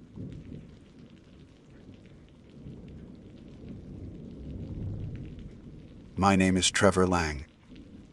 I am writing this down while the memory is still sharp, before time starts sanding the edges off details that feel important now, but will probably sound impossible later. I have worked seasonal contracts in remote facilities for most of my adult life. Fire watch stations, weather outposts, abandoned research structures that still need periodic inspection. I am not prone to superstition, and I have never had issues with hallucinations, migraines, or panic disorders. What happened to me did not feel like fear at first. It felt like confusion. That came later. The assignment was simple and temporary. A single-day inspection of a decommissioned environmental monitoring station, located deep in a protected forest corridor, reachable only by a service road that had not been maintained in years. The building was scheduled for demolition later that season, but protocol required one final physical survey to confirm there were no hazardous materials left behind and no signs of unauthorized use. I arrived just after sunrise, parked my truck at the tree line, and hiked the remaining mile on foot. The forest was quiet in a way that felt normal. No wind, no birdsong yet, just the sound of my boots over damp soil. The station itself was a squat concrete structure half swallowed by vegetation. Moss crept along the lower walls, and one corner had cracked enough to let a sapling grow straight out of the foundation. The main door was unlocked, which I noted in my log, but did not immediately find alarming. Weather and animals can damage locks. People can forget procedures. There were no fresh footprints, no trash, no smoke smell. Everything looked exactly how abandonment usually looks: patient, slow, unintentional. Inside, the air was cool and stale. My breath fogged slightly as I stepped in. The power was disconnected, as expected, so I switched on my flashlight and began a systematic sweep. Main room, storage closet, restroom, equipment bay. Dust lay thick on every horizontal surface, undisturbed. Spider webs stretched cleanly across corners. Nothing had been moved recently. By all visible measures, I was alone. I was halfway through the checklist when the first thing happened. It was subtle enough that I almost dismissed it as a trick of light. I was standing in the central room, shining my flashlight across the far wall, when the beam did something I had never seen before. Instead of illuminating a clean oval of concrete, the light seemed to curve. Not scatter, not fade. It bent smoothly, like water flowing around a rock. I adjusted my wrist, thinking I had angled the flashlight oddly. The beam straightened.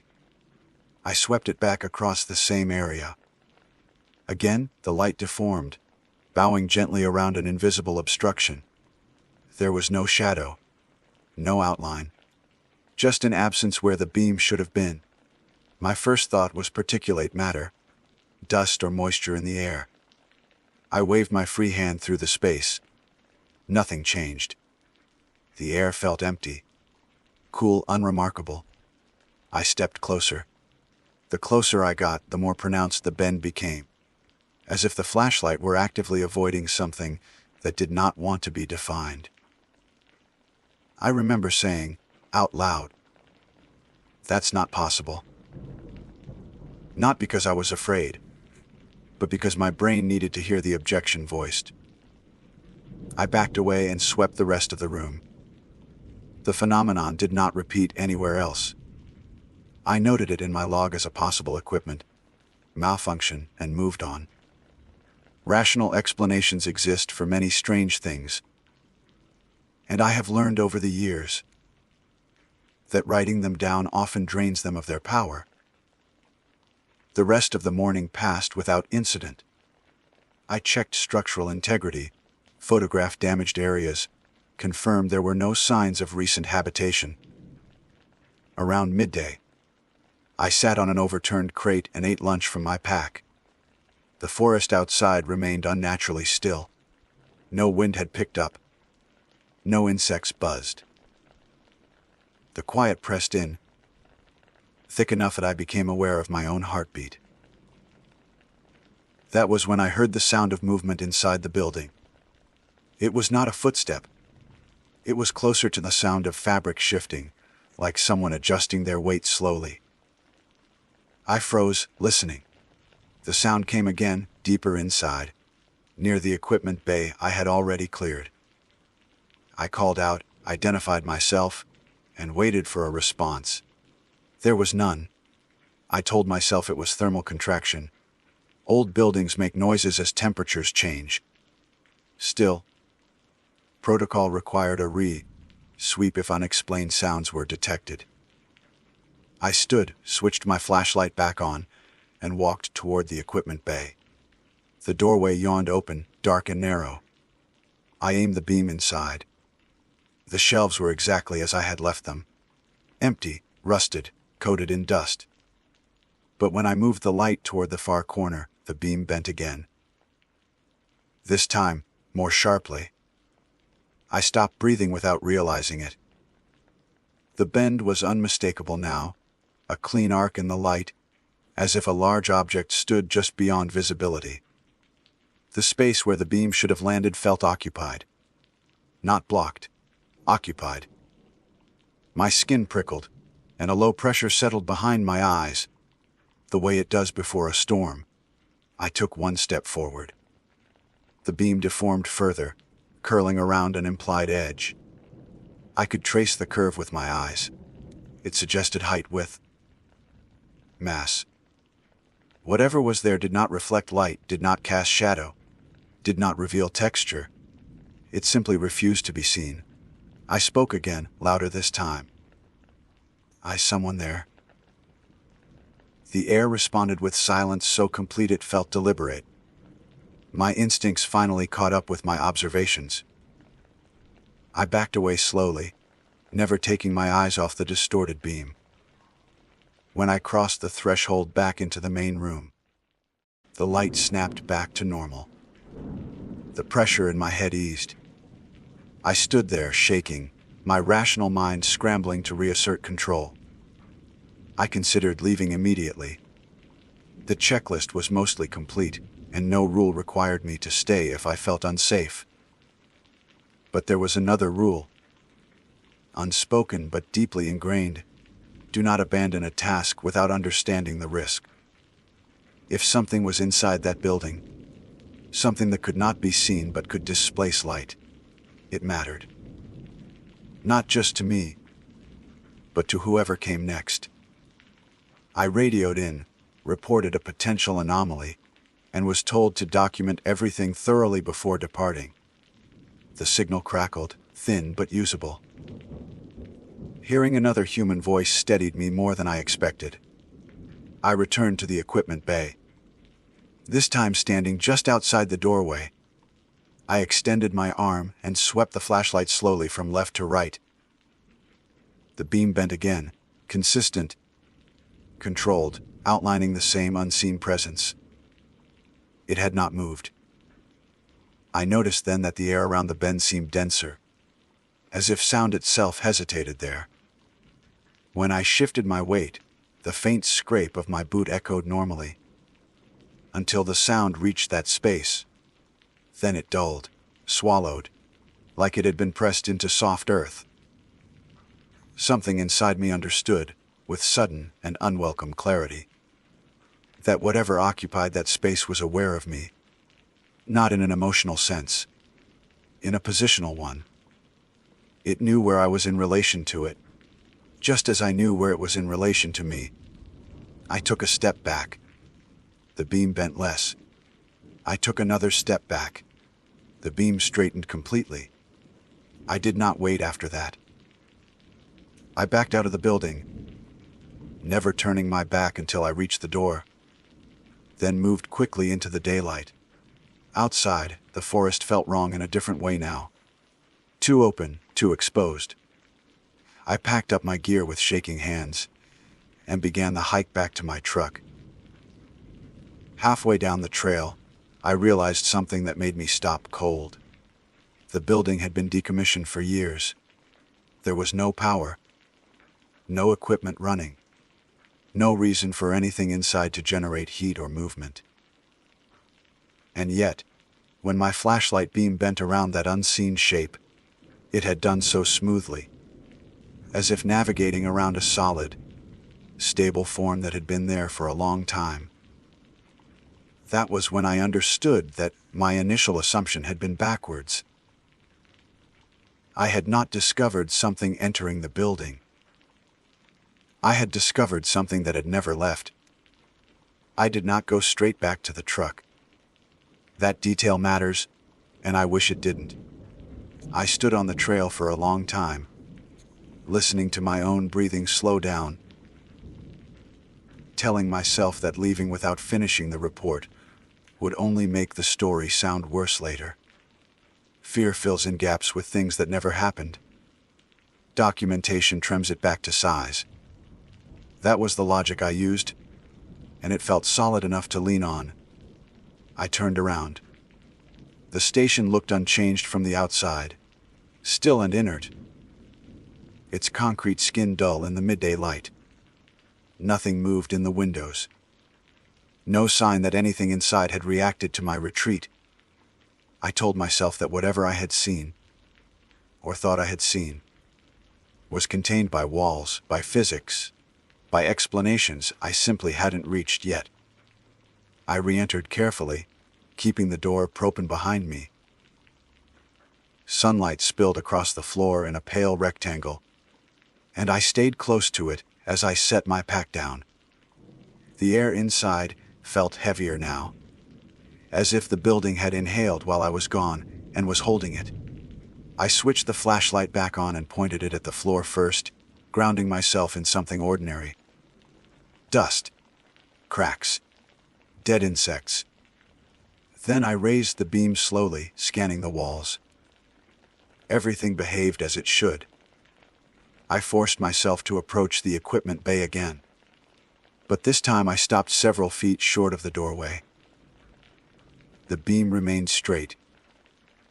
I exhaled, some of the tension bleeding out of my shoulders. Maybe distance mattered. Maybe whatever optical distortion I'd seen required a specific angle, a specific proximity. I took one more step. The light bent. It was closer now. The curve sharper, tighter, as if the unseen surface were nearer to me than before. My mouth went dry. I did not move. I did not speak. I held the beam steady and watched it wrap around a shape my eyes could not complete. The impression of size had changed. Before, it felt roughly human, standing, occupying space the way a person would.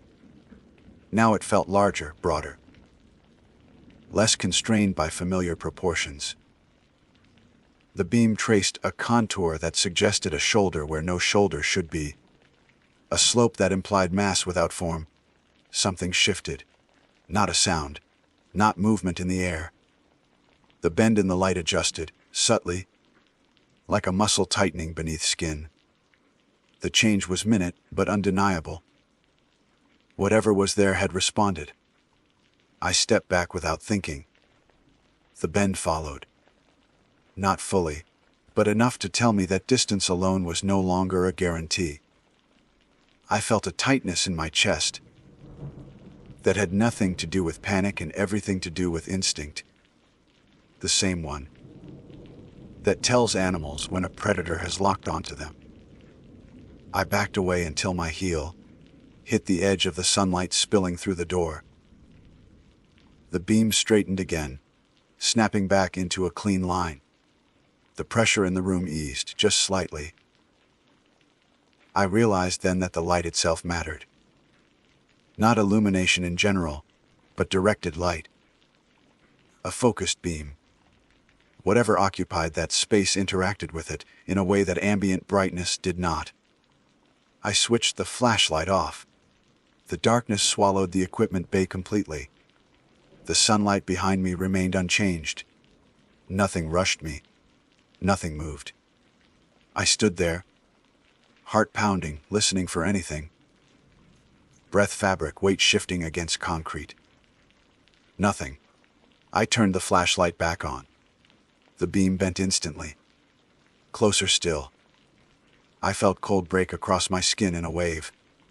The shape now seemed to press toward the doorway, its implied edge nearer than before. The light wrapped around it like water around a stone dropped into a stream.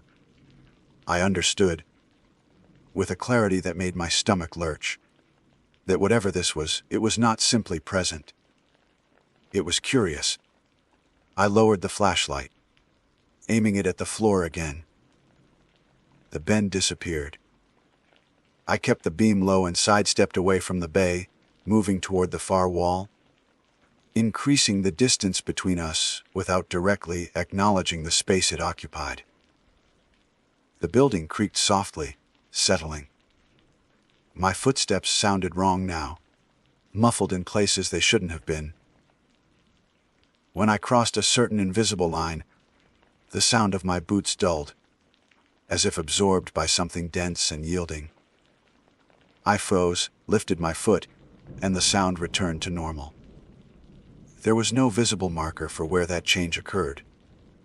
No threshold. Just an area where sound behaved differently, where space itself seemed altered. I marked the spot on my mental map and avoided it. I finished the inspection as quickly as I could without cutting corners, narrating observations into my recorder, with a voice that sounded steady enough to pass review. I documented structural damage, environmental conditions, and finally, after a long pause, an anomalous optical distortion observed in the equipment bay. I chose my words carefully, keeping them clinical, restrained. Light refraction inconsistency. Possible atmospheric density anomaly. Further investigation recommended. Lies of omission are still lies, but they are easier to live with. As I packed my gear, I became aware of another change. The silence was no longer uniform. In certain parts of the room, sound seemed to linger, stretching slightly, as if echoes were reluctant to fade.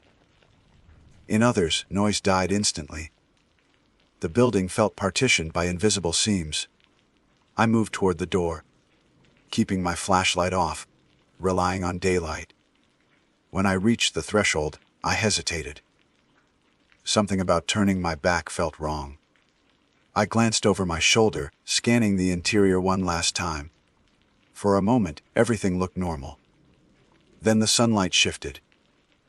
Not dimmed, not blocked, bent, just slightly near the equipment bay, as if the brightness itself were curving around something that did not want to be outlined. The effect was faint, almost deniable. But after what I had seen, there was no mistaking it. The shape was closer to the doorway now. I stepped outside and pulled the door shut behind me, securing it with a rusted latch. That offered little real comfort. The forest greeted me with the same oppressive stillness as before. No birds, no wind. Just the faint creak of trees, settling under their own weight. I started down the trail at a brisk pace, forcing myself not to run. Halfway to the truck, I heard something behind me. Footsteps. They did not crunch leaves or snap twigs. They did not follow the rhythm of my own gait. They were soft, delayed, as if whatever made them was learning the terrain as it went. I stopped. The footsteps stopped. I turned around slowly.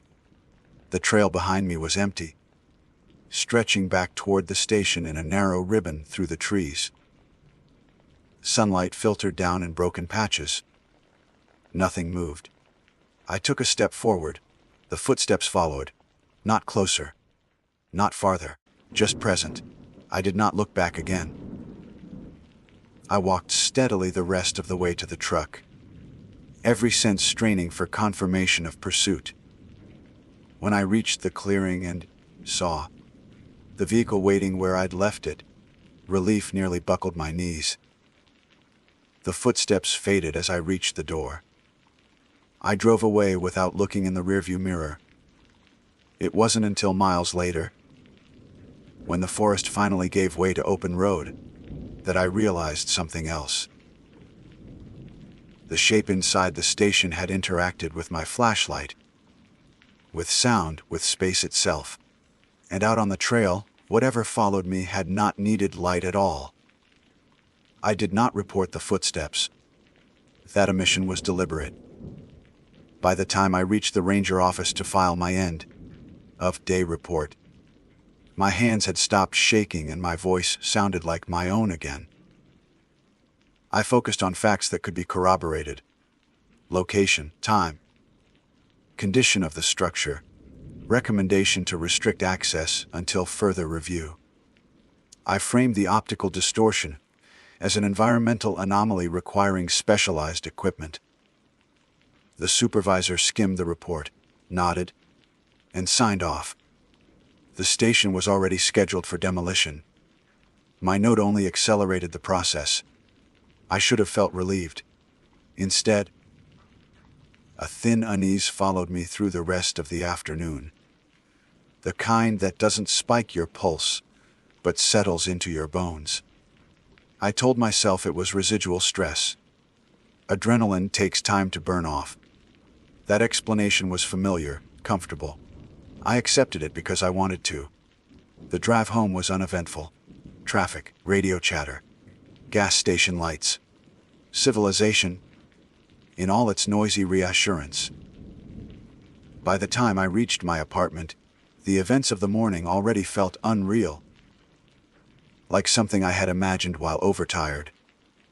I showered, ate dinner, and sat down to organize the photos from the inspection. That was when I noticed the first discrepancy. One of the images, taken in the equipment bay, looked wrong. The shelves were there. The dust. The rust. But along the right edge of the frame, the light from my flashlight appeared warped, the straight beam bending inward as if pulled. I zoomed in, expecting digital artifacting. There was no blur, no pixel distortion, just a smooth, deliberate curve. I checked the metadata. Timestamp matched my log. Same camera, same settings as the other photos. Only this image showed the anomaly. I closed the file and told myself not to spiral. Cameras capture strange things all the time. Lenses flare. Sensors glitch. I shut down my computer and went to bed earlier than usual. Sleep did not come easily. When it did, it was shallow and fractured, filled with impressions rather than images. Pressure, resistance, the sensation of light sliding over something that refused to reflect it. I woke before dawn with the uneasy feeling of having been observed, the way you sometimes do after a vivid dream. My bedroom was exactly as I had left it. I lay there for a long time, listening to the ordinary sounds of the building settling, the distant hum of traffic. Gradually, my breathing evened out. I convinced myself that the worst was behind me. Then I turned on my bedside lamp.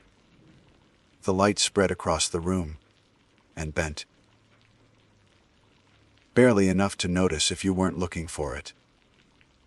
The edge of the illumination curved, subtly near the corner by the closet door, as if flowing around a vertical obstruction that wasn't there.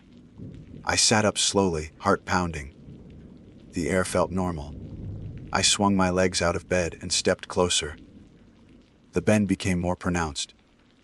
The light refused to land fully on that section of wall. I switched the lamp off. Darkness returned instantly, clean and complete. I stood there, frozen, listening. Nothing moved. I turned the lamp back on. The bend was closer.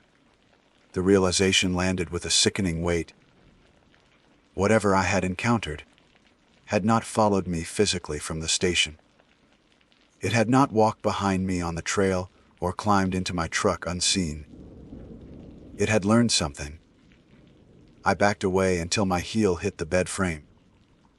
The light straightened as the distance increased. The pressure I hadn't consciously noticed eased slightly. I grabbed my flashlight from the nightstand, without breaking eye contact with the warped edge of the light. I aimed the beam low, at the floor. Straight. Normal. I raised it inch by inch. The beam bent sharply, curling around an implied form that stood between me and the closet. Taller than I was. Close enough that the light wrapped tight, like fabric pulled over a frame. I did not speak. I understood instinctively that sound mattered. That acknowledging its presence directly might invite a response I could not control. Instead, I stepped sideways, keeping the beam trained, just below where the distortion began. The bend followed, adjusting smoothly, maintaining its relationship to me. It was tracking. I lowered the flashlight and turned it off. Darkness swallowed the room. My breath sounded too loud in my ears. I stood perfectly still, counting seconds. Nothing touched me. I reached for my phone and switched on the screen. The soft glow illuminated my hands, my chest, the edge of the bed. The light bent. I exhaled a shaky breath and did something that felt absurd but necessary. I walked into the bathroom and turned on every light. The overhead fixture flooded the space with brightness. The mirror reflected a tired, pale version of myself. The light did not bend. Whatever it was, it did not interact with diffuse illumination the same way. Focused beams, directed light. That was the key. I stayed in the bathroom until sunrise, sitting on the edge of the tub with the lights on, waiting for the sense of pressure to fade. When morning came, the apartment felt normal again. No distortion, no warped light, no sense of presence. I called in sick. Over the next several days, I experimented cautiously. I learned rules I wish I didn't know. The distortion only appeared with focused light sources. Flashlights, desk lamps, phone screens at certain angles. It respected distance but adapted quickly. It never crossed into full illumination, never revealed itself completely. It did not need darkness. It needed contrast. I stopped using flashlights altogether. I replaced directional lamps with softer lighting. I kept my phone brightness low and avoided pointing it directly into open space. The shape receded, becoming less frequent, less pronounced. Weeks passed. Then I received an email notification about the station. Demolition had been completed ahead of schedule. The structure was gone. The site cleared and reclaimed. No anomalies reported. I stared at the message for a long time, a hollow feeling opening in my chest. That night, for the first time in weeks, I dared to use my flashlight again. I stood in the center of my living room and clicked it on, sweeping the beam slowly across empty air. The light remained straight. Relief washed through me, so suddenly I laughed. A short, brittle sound. I turned in a slow circle, checking every corner. Nothing. I turned the flashlight off and sat down heavily on the couch, letting exhaustion catch up with me. That was when I noticed the reflection in the darkened television screen. Behind me, standing just outside the reach of ambient light, something caused the faint glow from the window to curve inward, bending around a vertical absence where my reflection should have been uninterrupted. I did not turn around. I do not use focused light anymore. And if you ever find yourself somewhere abandoned, somewhere quiet, and your flashlight beam bends around a shape that refuses to be seen, leave immediately. Do not try to understand it, because once it learns how you see, distance is no longer protection.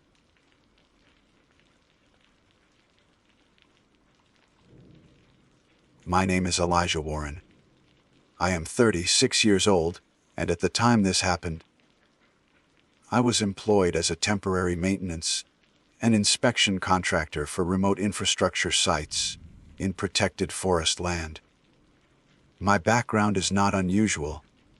I served 8 years in facilities management, followed by several contracts involving decommissioned ranger cabins, fire lookouts, and weather monitoring stations. I was selected for this particular assignment because I had experience working alone, filing detailed reports, and staying on site overnight without supervision.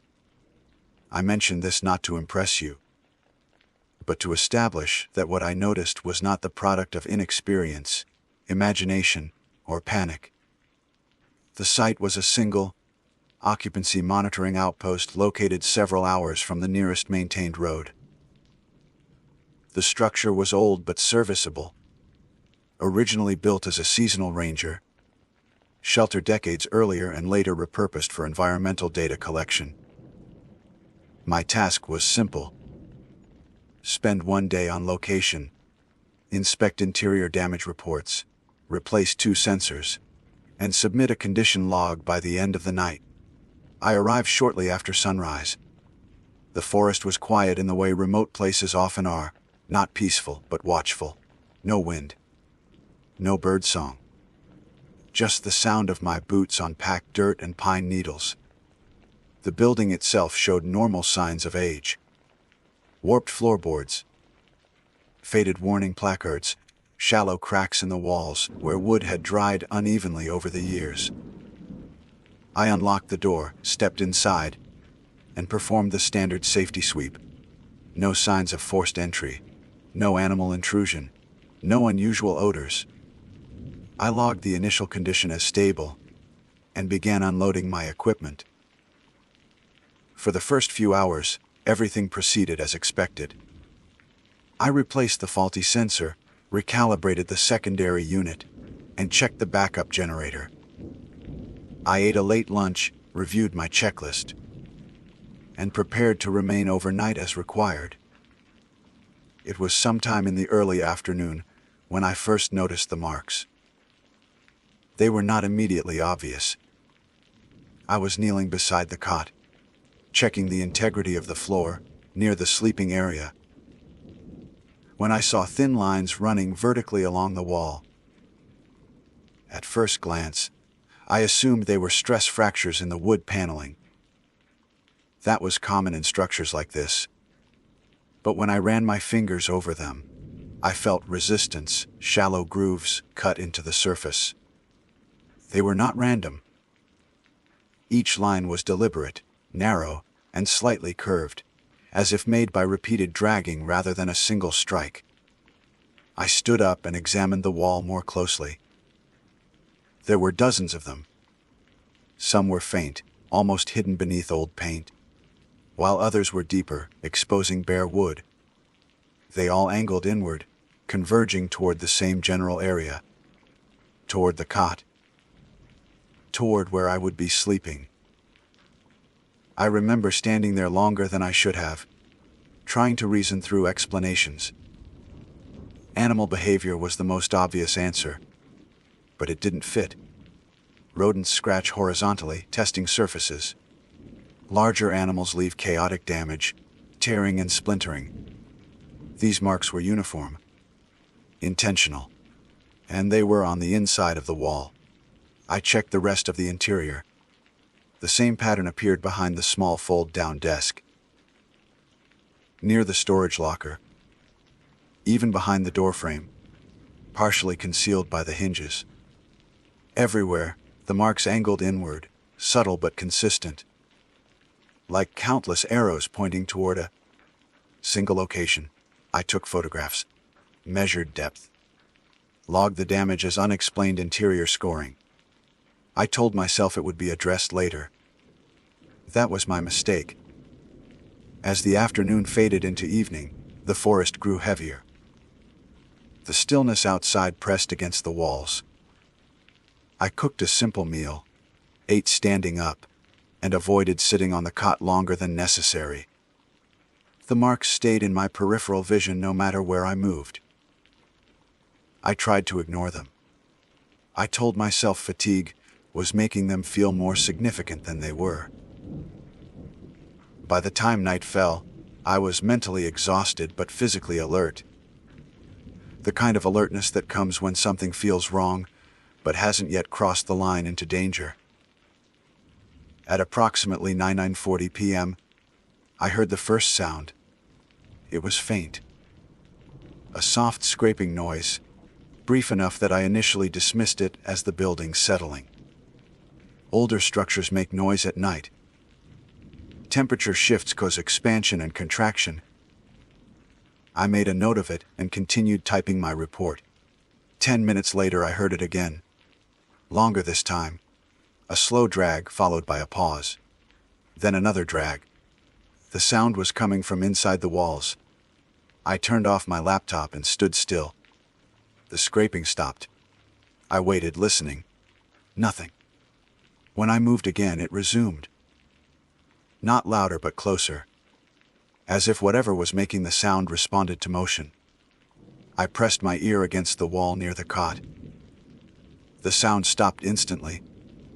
The silence that followed was complete, unnatural in its total absence of background noise.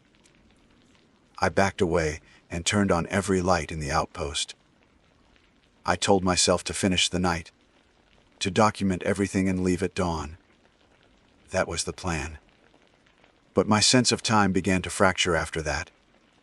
Every small task felt stretched, distorted. The walls seemed closer, the ceiling lower. Around midnight, I decided to try to sleep. I lay on the cot fully dressed, boots still on, flashlight in hand. The marks on the wall loomed above me, their angles unmistakable, now that I had seen them everywhere else. I don't know how long I lay there before I heard breathing. It wasn't loud. It wasn't dramatic. It was shallow, uneven, and rhythmic, like someone struggling to keep their breaths quiet. It came from directly behind the wall at my head. I froze, afraid that even the sound of my own breathing would make it worse. The breathing continued, slow and patient, as if matching my stillness. I felt the vibration of it through the thin wall, subtle but unmistakable. Then the scratching began again. This time, it was deliberate, not random dragging, but repeated short strokes, all moving in the same direction. Toward me. Toward the cot. I squeezed my eyes shut and counted seconds, minutes, anything to anchor myself. I did not scream. I did not run. I listened as the sound traced the pattern I had already seen carved into the walls. When it finally stopped, the silence felt heavier than before. I opened my eyes and turned my flashlight toward the wall. Fresh wood shavings lay scattered on the floor. The grooves closest to my head were deeper now, sharper. And just above the cot, etched into the paneling in a tight cluster, were new marks, overlapping and frantic, all converging on the space where my body lay. I did not sleep again that night. I stayed awake until the sky began to lighten, sitting with my back against the opposite wall, eyes fixed on the damage. When morning came, I packed my equipment without finishing the report. I left the outpost exactly as I found it, except for the walls. I submitted my resignation later that day. This happened in one day, less than 24 hours.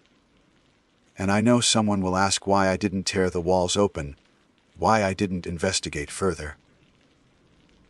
The answer is simple. Whatever made those marks did not want to be seen. It wanted to be close. And I am certain of one thing. The marks were not there to get out. They were there to get in. I did not leave the forest immediately after sunrise. That detail matters. I want to be precise, because what followed only makes sense if you understand that I was still there when daylight arrived. The road back to civilization was long, poorly marked, and required navigating several kilometers of uneven terrain before reaching my vehicle. I convinced myself that moving too quickly, while exhausted and shaken, would increase the risk of injury. I told myself to breathe, to slow down, to treat this like any other difficult assignment. That lie carried me for the next few hours. I stepped outside just after 7:30 a.m. The air was cold and damp, clinging to my clothes. The forest looked normal again, deceptively so. Birds had returned. Wind moved through the trees in soft waves. If I hadn't been standing there with my hands still trembling, I might have believed the night was a hallucination brought on by isolation and fatigue. I locked the outpost door behind me, more out of habit than logic, and began the hike toward the access trail. Within minutes, I noticed the first discrepancy. My sense of direction was off. I had studied the map the night before, traced the route several times. The trail should have sloped gently downward after the first bend. Instead, it leveled out, stretching straight ahead longer than I remembered. I stopped, checked my compass, and confirmed I was moving in the correct direction. I continued, telling myself the darkness had altered my perception. After another 10 minutes, I passed the same broken tree trunk twice. I am certain of this. The trunk had split cleanly down the center, one half collapsed inward, the other leaning at a sharp angle. I had noted it during my approach the previous day. When I saw it again, my stomach tightened. I stopped, turned around, and retraced my steps. The forest behind me looked identical to the forest ahead. No obvious landmarks. No variation in terrain. Just trees, shadows, and the narrow dirt path winding forward. I forced myself to keep moving. Panic clouds judgment, and I knew that. I focused on physical sensations, counting steps, measuring distance by time. That was when I heard the sound behind me. It was not footsteps. It was softer than that. A dragging sound, irregular and faint, like something brushing against bark and leaf litter. I did not turn around immediately. I increased my pace instead, listening carefully. The sound matched my movement, stopping when I stopped, resuming when I walked. I told myself it was an animal. I listed possibilities. Deer. Bear. Even then something felt wrong. Animals do not mimic human pacing so precisely. I reached a clearing just before mid-morning. Sunlight spilled through the canopy, illuminating a patch of exposed rock and moss. I stepped into it, hoping the open space would calm me. That was when I noticed the marks again. They were on the rocks this time. Thin scratches etched into stone. Shallow but unmistakable. They pointed inward, converging toward the center of the clearing. Toward me. I backed away slowly, heart pounding, and scanned the surrounding trees. Nothing moved. The forest watched, silent and patient. I made a decision then. I would not follow the trail anymore. I veered off course, pushing through underbrush, trusting my compass to guide me. The terrain grew rougher. Roots snagged my boots. Branches scraped my arms. The dragging sound followed, always just out of sight. I could feel it now, a pressure at my back, like a presence leaning forward without touching me. By early afternoon, exhaustion set in. My thoughts became fragmented, looping back to the outpost, to the walls, to the breathing. I stopped near a fallen log to rest, telling myself I would sit for only a minute. As soon as I lowered myself, the sound stopped completely. The silence was immediate and total. I held my breath, afraid to move. Minutes passed. Nothing. When I stood up, the dragging resumed, closer now, louder. That was when I finally turned around. There was nothing there. No shape. No shadow. Just disturbed leaves and faint lines in the dirt, etched deep enough to catch the light. They angled toward my footprints, converging on the exact spot where I had been standing. My legs nearly gave out. I stumbled forward, forcing myself to keep going, driven now by pure instinct. Sometime in the late afternoon, I reached my vehicle. I don't remember the final stretch of the hike. I only remember the relief of metal beneath my hands, the sound of the door slamming shut. I locked it immediately, though I knew how irrational that was.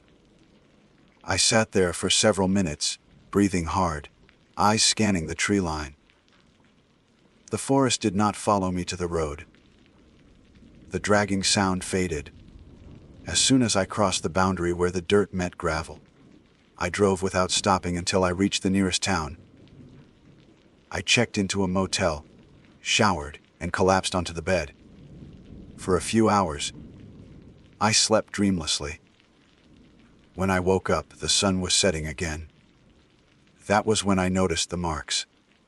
They were on the inside of the motel room wall, faint and shallow, barely visible beneath the paint. I stood up slowly, heart hammering, and examined them. They angled inward, converging toward the bed, toward where I had been sleeping. I backed away, refusing to touch them. I told myself this was coincidence, that old buildings have scratches, that my mind was searching for patterns. Then I heard the breathing. It came from behind the wall, just as before. Shallow, careful, waiting. I grabbed my bag and fled the room, leaving everything else behind. I slept in my car that night, parked under bright lights, windows cracked just enough to breathe. The sound did not follow me there. At least, not that night. I reported the incident the next morning. I submitted photographs, logs, and a formal resignation. The response was brief and impersonal. They thanked me for my service and noted that the outpost would be scheduled for further inspection. I never heard back. Weeks passed. I tried to return to normal life. I avoided quiet places. I slept with the lights on. I checked walls obsessively, tracing my fingers along surfaces looking for lines. Most of the time I found nothing. Sometimes I found marks so faint I couldn't be sure they were real. The worst part is this. Whatever followed me did not do so loudly. It did not announce itself. It learned. It adjusted. And I began to understand that the marks were not warnings or signs of aggression. They were directions. And wherever I stopped long enough to rest, they began to appear again. I stopped sleeping in places that felt permanent. That decision didn't come from logic or planning. It came from pattern recognition. Every time I stayed somewhere long enough to let my guard down, the marks appeared. Apartments, motel rooms, even the spare bedroom at my sister's house. Always faint at first, always angled inward, always pointing toward where I rested my body. I tried to rationalize it. Stress-induced hallucinations, post-incident paranoia, a delayed psychological response to isolation trauma. I consulted a therapist. I did not tell them about the scratches. I spoke instead about anxiety, about feeling watched, about difficulty sleeping. The diagnosis was predictable. Acute stress disorder, prescribed medication, breathing exercises, routine. None of it helped, because none of it addressed the problem. The problem was not in my head. I learned quickly that the marks, behaviorally depending on how I acted. When I stayed still for long periods, they appeared faster. When I slept deeply, they grew bolder. When I stayed awake, moved often, or changed locations frequently, they faded or stopped entirely. It was not feeding on fear. Fear was irrelevant. It responded to stillness, to rest, to the human instinct to stop moving. I began documenting everything again, the way I had been trained to do. Dates, locations, duration of stay, surface material, depth and orientation of marks. I took photographs with timestamps. I carried a flashlight everywhere, checking walls, floors, even ceilings. Over time, a clearer picture emerged. The marks were never random. They always pointed inward. Not toward exits, not toward windows, toward centers, toward beds, couches, seats, anywhere a body would remain for hours. I tested it carefully. One night, I stayed awake in a borrowed room. Sitting upright in a chair, lights on, back against an unmarked wall. Nothing happened. The next night, I lay down on the bed for exactly 20 minutes. When I stood up, there were 3 new lines behind the headboard. Shallow, but fresh. I ran my fingers over them, and felt splinters still loose in the wood. I did not stay long enough to see what would happen next. The breathing returned intermittently, always from behind walls, always shallow, restrained, as if whatever was making the sound was close to exertion. It never spoke. It never scratched while I watched. It waited. That was the most disturbing part. It behaved like something that understood observation, that understood patience. I stopped renting apartments. I sold most of my belongings. I kept my life small and mobile. For a while this worked. I slept in my car. I took short-term work that didn't require overnight stays. I learned to nap sitting up, head tilted, muscles tense. I lived like that for months, and the marks became rare. Faint, almost non-existent. I thought I was winning. Then I made a mistake. I fell asleep on a bus. It was late afternoon. A long route, steady motion. I told myself it was safe. Movement mattered. I had proven that. I must have slept longer than I realized, because I woke to the sensation of pressure, not touch, but proximity. The kind you feel when someone stands too close behind you. I opened my eyes and looked at the wall beside my seat. Thin scratches ran through the plastic paneling. Fresh, clean, all angled toward my chest. I stood up too quickly, drawing attention. Other passengers stared. I muttered an apology and moved to the front, standing for the remainder of the ride. The breathing followed me off the bus, faint but unmistakable, fading only when I crossed into a crowded street. That was when I understood the final rule. It did not need isolation anymore. It had learned. I do not know where it came from. I do not know if it was always there, hidden in walls, in structures meant for shelter, waiting for something to lie still long enough. I only know what it does. It traces. It maps. It narrows space. The marks are not damage. They are preparation. I believe the outpost was not the beginning. It was simply the first place I noticed. I am writing this now because I am tired.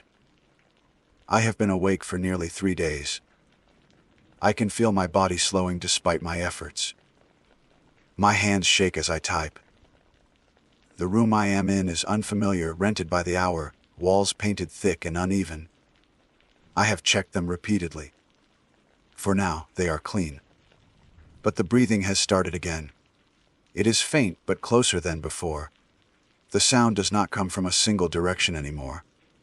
It moves, slowly, patiently, as if testing the space, as if waiting for me to lie down. If you are reading this, and you notice scratches on your walls that seem too deliberate to be accidental, do not ignore them. Do not assume they are old. Do not sleep near them. Do not stay still. And whatever you do, do not convince yourself that walls are solid. They are only thin enough for something to learn where you rest.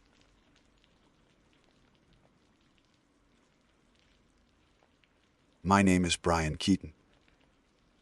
I am a contracted field technician assigned to maintain and audit remote environmental monitoring outposts for the Northern Preservation Authority.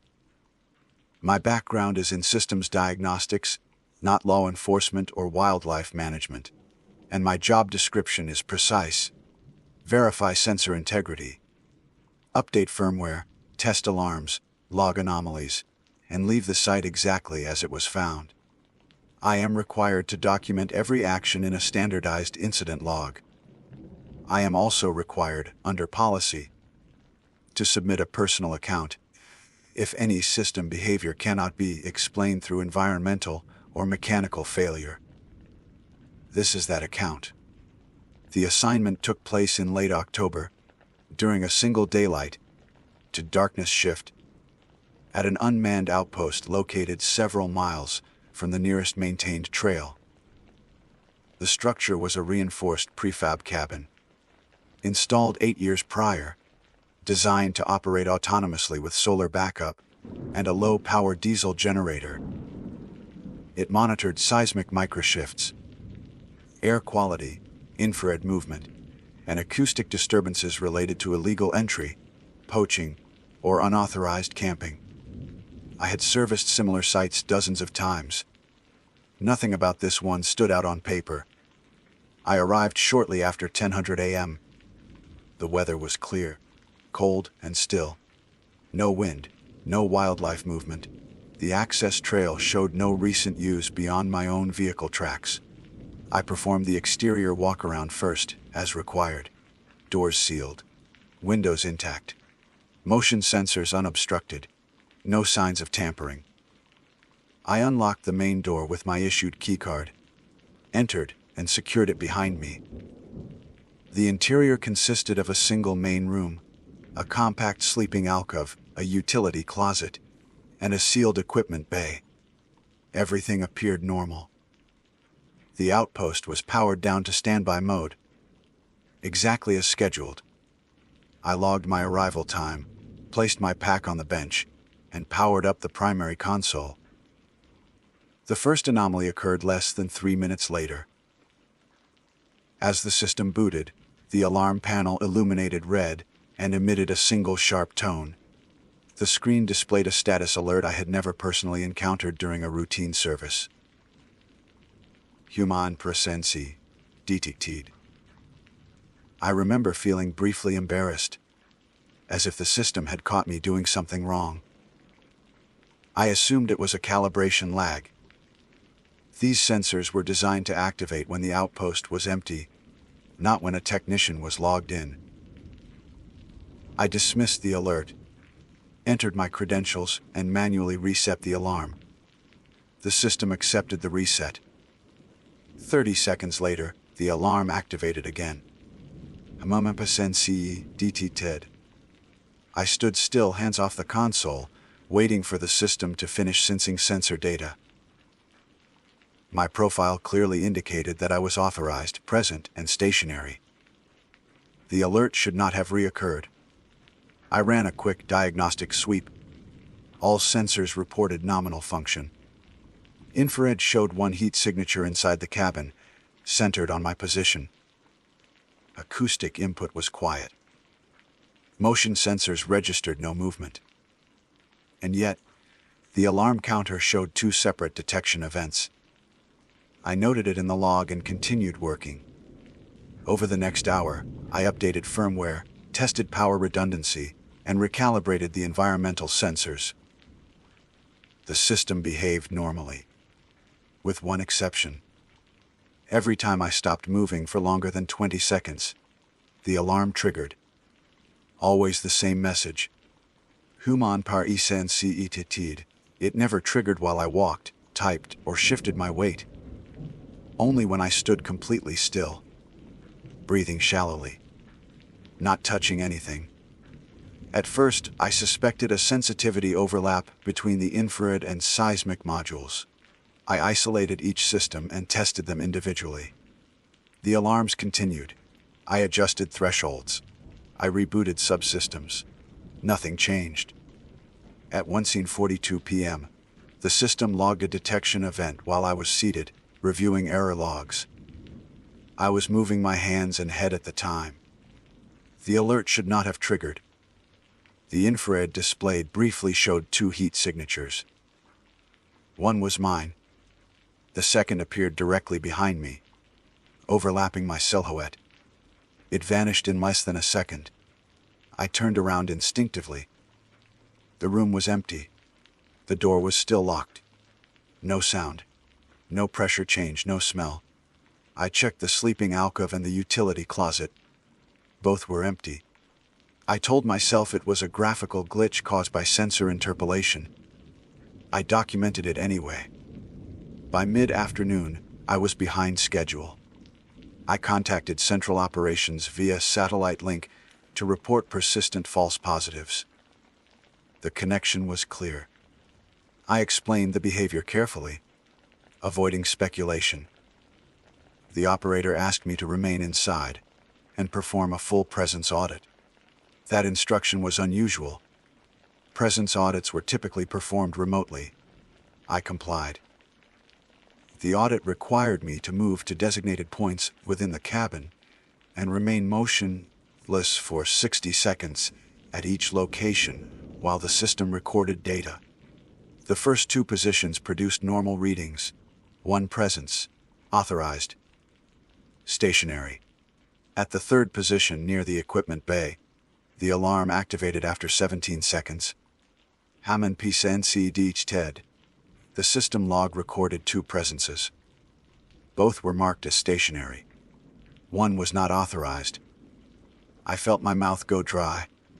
I asked the operator to confirm what they were seeing on their end. There was a pause. Then they said they only saw 1 heat signature on the remote feed. The discrepancy made no sense. Local logs should have mirrored the remote display.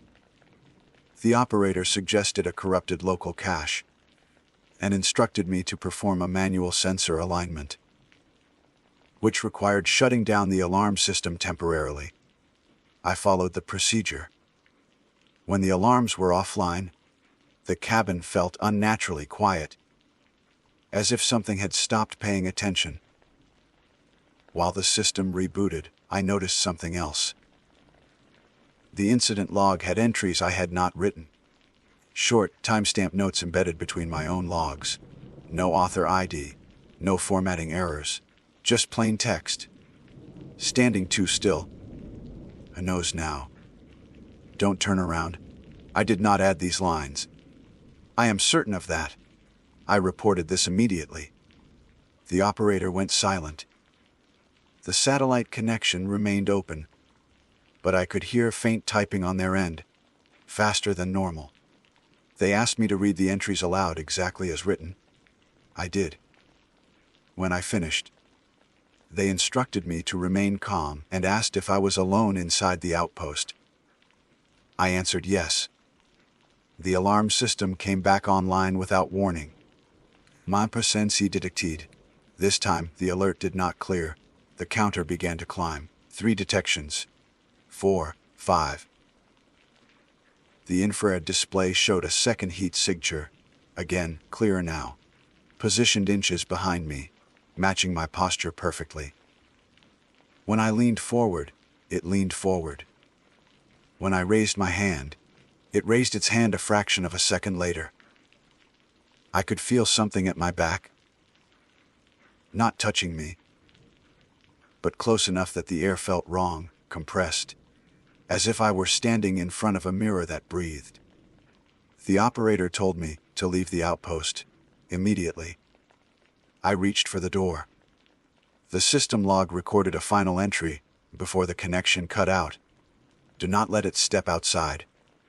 The alarm continued to sound as I unlocked the door. I did not turn around. I stepped outside at 4:11 p.m. The alarm did not stop when I crossed the threshold. It continued to scream from inside the outpost, muffled by the reinforced walls, repeating the same alert at irregular intervals.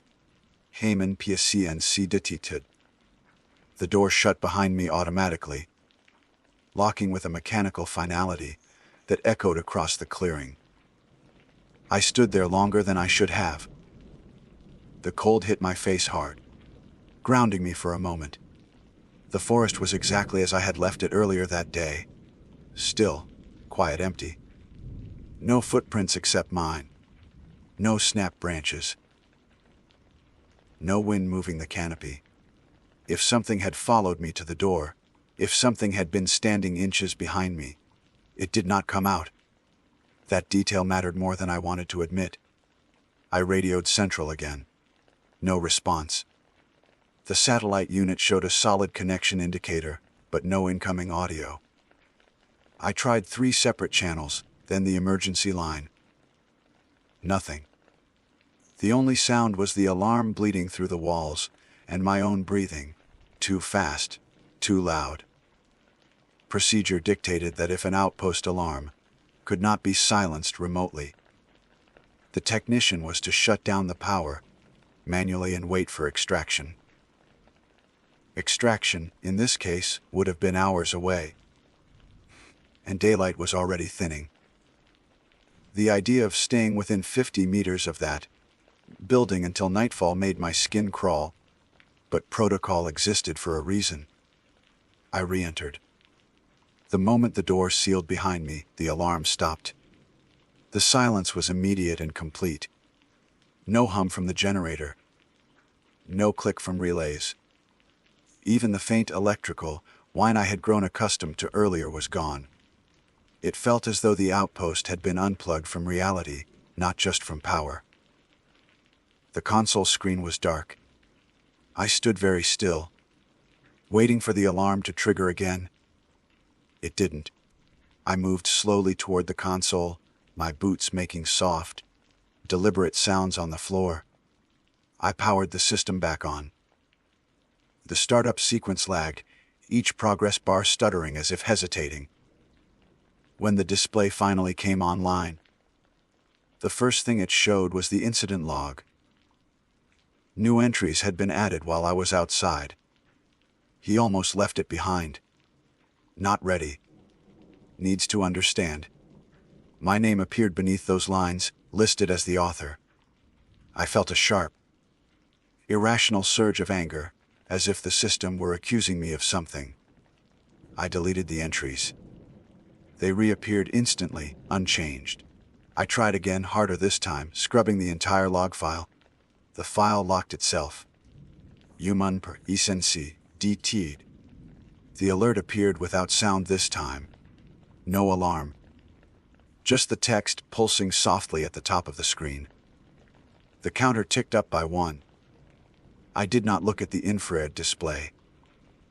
I knew with a certainty that made my stomach twist that if I saw it again, saw that second shape closer, clearer, I would freeze. And if I froze, the system would keep detecting it. And if it kept detecting it, whatever rule I was brushing up against would be crossed. I forced myself to keep moving. I began a manual shutdown of the diesel generator. The outpost relied on it to maintain heat once the sun dropped, but staying overnight was no longer an option. As the generator wound down, the lights dimmed, then switched to emergency battery power. Red strips along the floor illuminated the exits. The console chimed. A new message replaced the alert. PRCNC2RR1. The second presence was no longer marked as stationary. The red strips flickered. I felt movement behind me. Not footsteps, not breath, but a shift, like someone adjusting their stance after standing too long. The sensation crawled along my spine, urging me to turn, to confirm it, to name it. I did not. I grabbed my pack and backed toward the door, eyes fixed on the exit sign.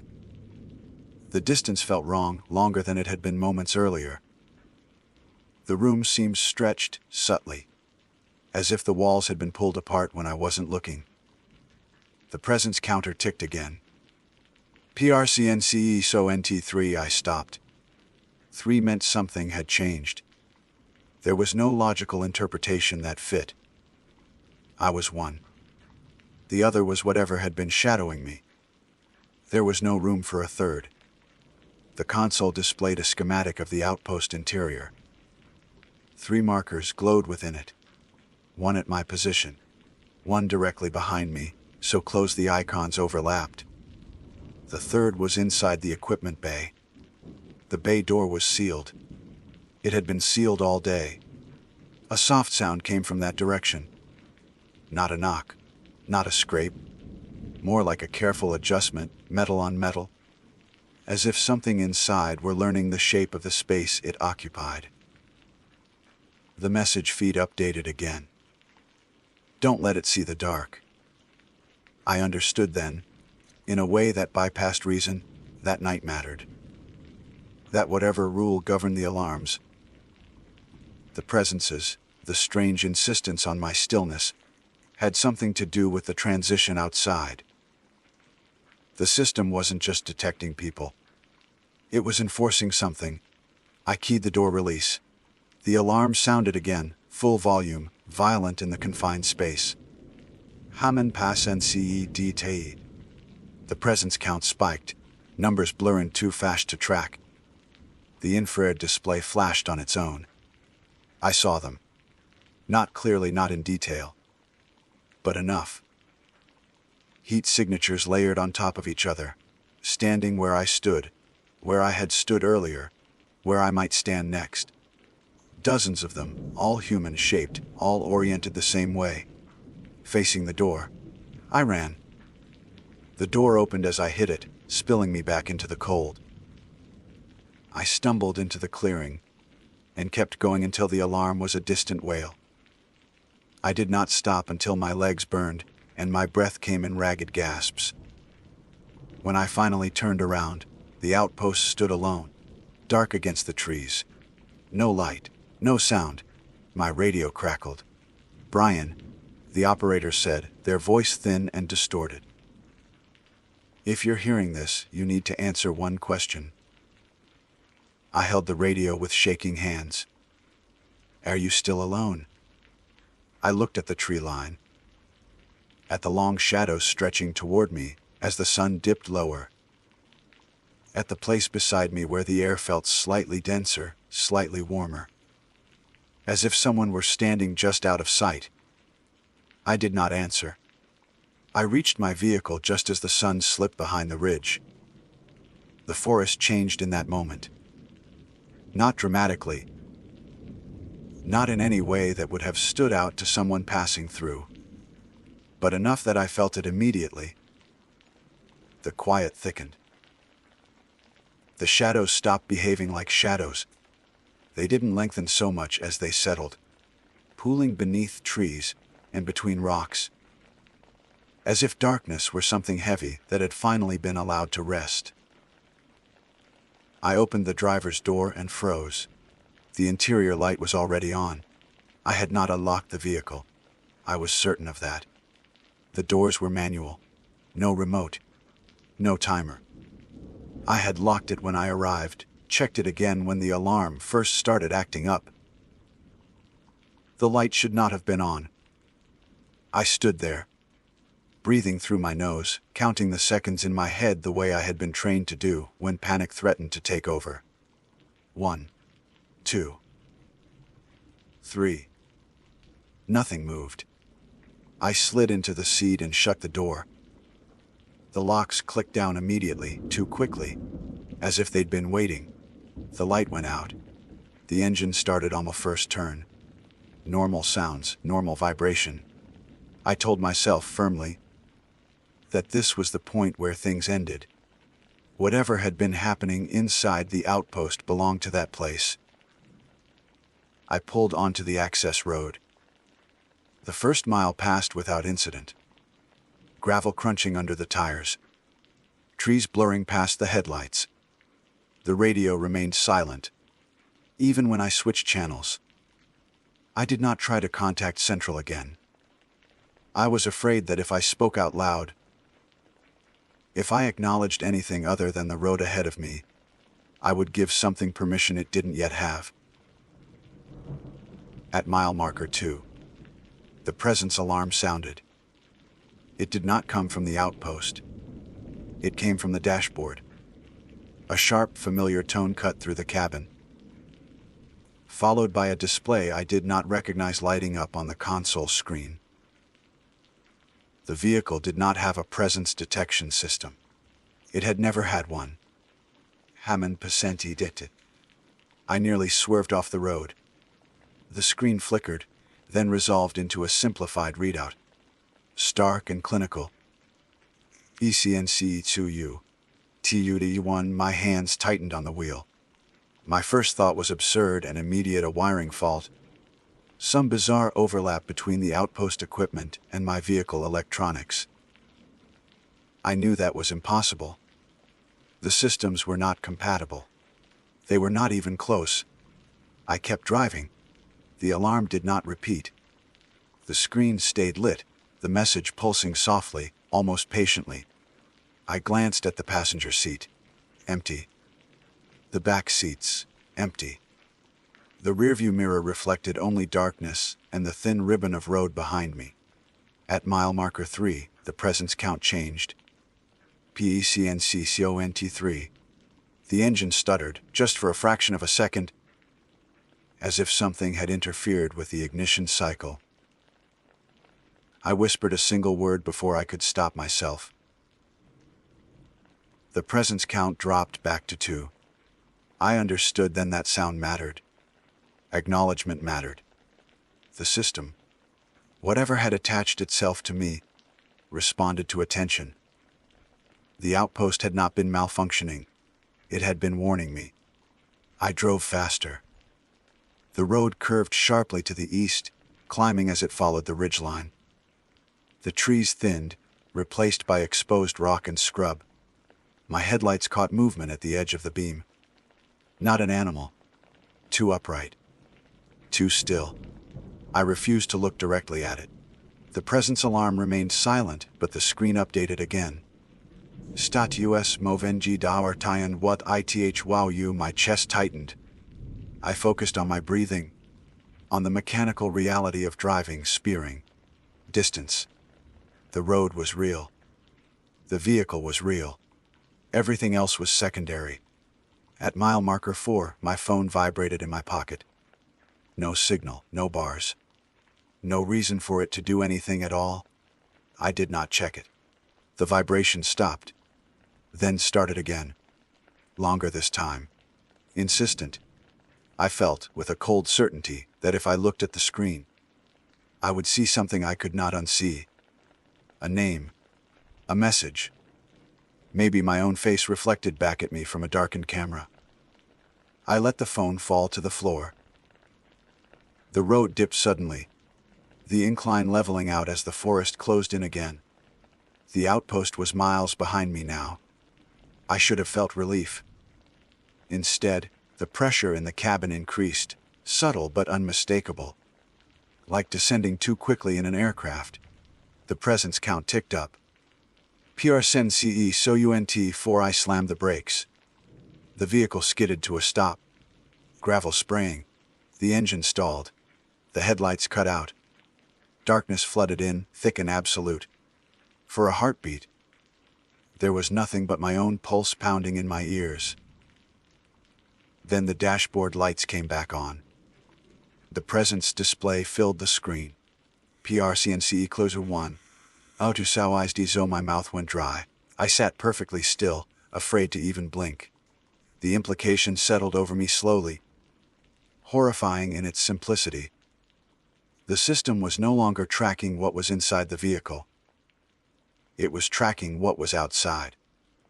A knock sounded on the driver's side window. Not loud. Not aggressive. Just a careful, polite tap, as if someone were trying not to startle me. The glass did not fog. There was no breath.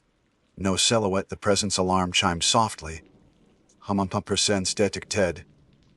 I did not turn my head. Another knock. Slightly closer to the front of the window this time, as if whoever, or whatever, was there had leaned in. I could feel heat radiating through the glass, faint but distinct. The screen updated one last time. Oh, your ZD. One. I understood what it was offering. A correction, a chance to align the count. To make the system's logic neat again. One presence. One authorization. Order restored. All I had to do was open the door. I closed my eyes and forced myself to breathe slowly, deliberately. I thought about the outpost log. About the entries I hadn't written. About the line that had stayed with me since I read it. Do not let it step outside. The knock came again, harder this time. I restarted the engine. It hesitated, then roared to life. I threw the vehicle into gear and hit the accelerator. The tires spun, then caught. The knock slid away, replaced by a sudden, crushing pressure against the rear of the vehicle, like hands bracing against the metal. The presence count spiked wildly, numbers flashing too fast to read. The alarm screamed. I did not slow down. The pressure vanished as abruptly as it had come. The road straightened. Lights appeared ahead, real ones this time. A ranger station. A checkpoint. I drove until my arms shook and my vision blurred, until the vehicle rolled to a stop beneath fluorescent bulbs and human voices filled the air. When I finally looked at the dashboard, the screen was dark. No alarms. No messages. They asked me questions. They ran tests. They searched the vehicle and the surrounding area. They found nothing. By the time I finished my statement, it was after midnight. Every event I described had occurred within the same day. From arrival to escape, less than 14 hours. They suspended outpost operations the following morning. I was reassigned. Desk work. No more field deployments. Sometimes, when I stand too still for too long, I feel that pressure again. That sense of someone aligning themselves just behind me, matching my posture, waiting for a system somewhere to acknowledge them. When that happens, I make sure to move. Always.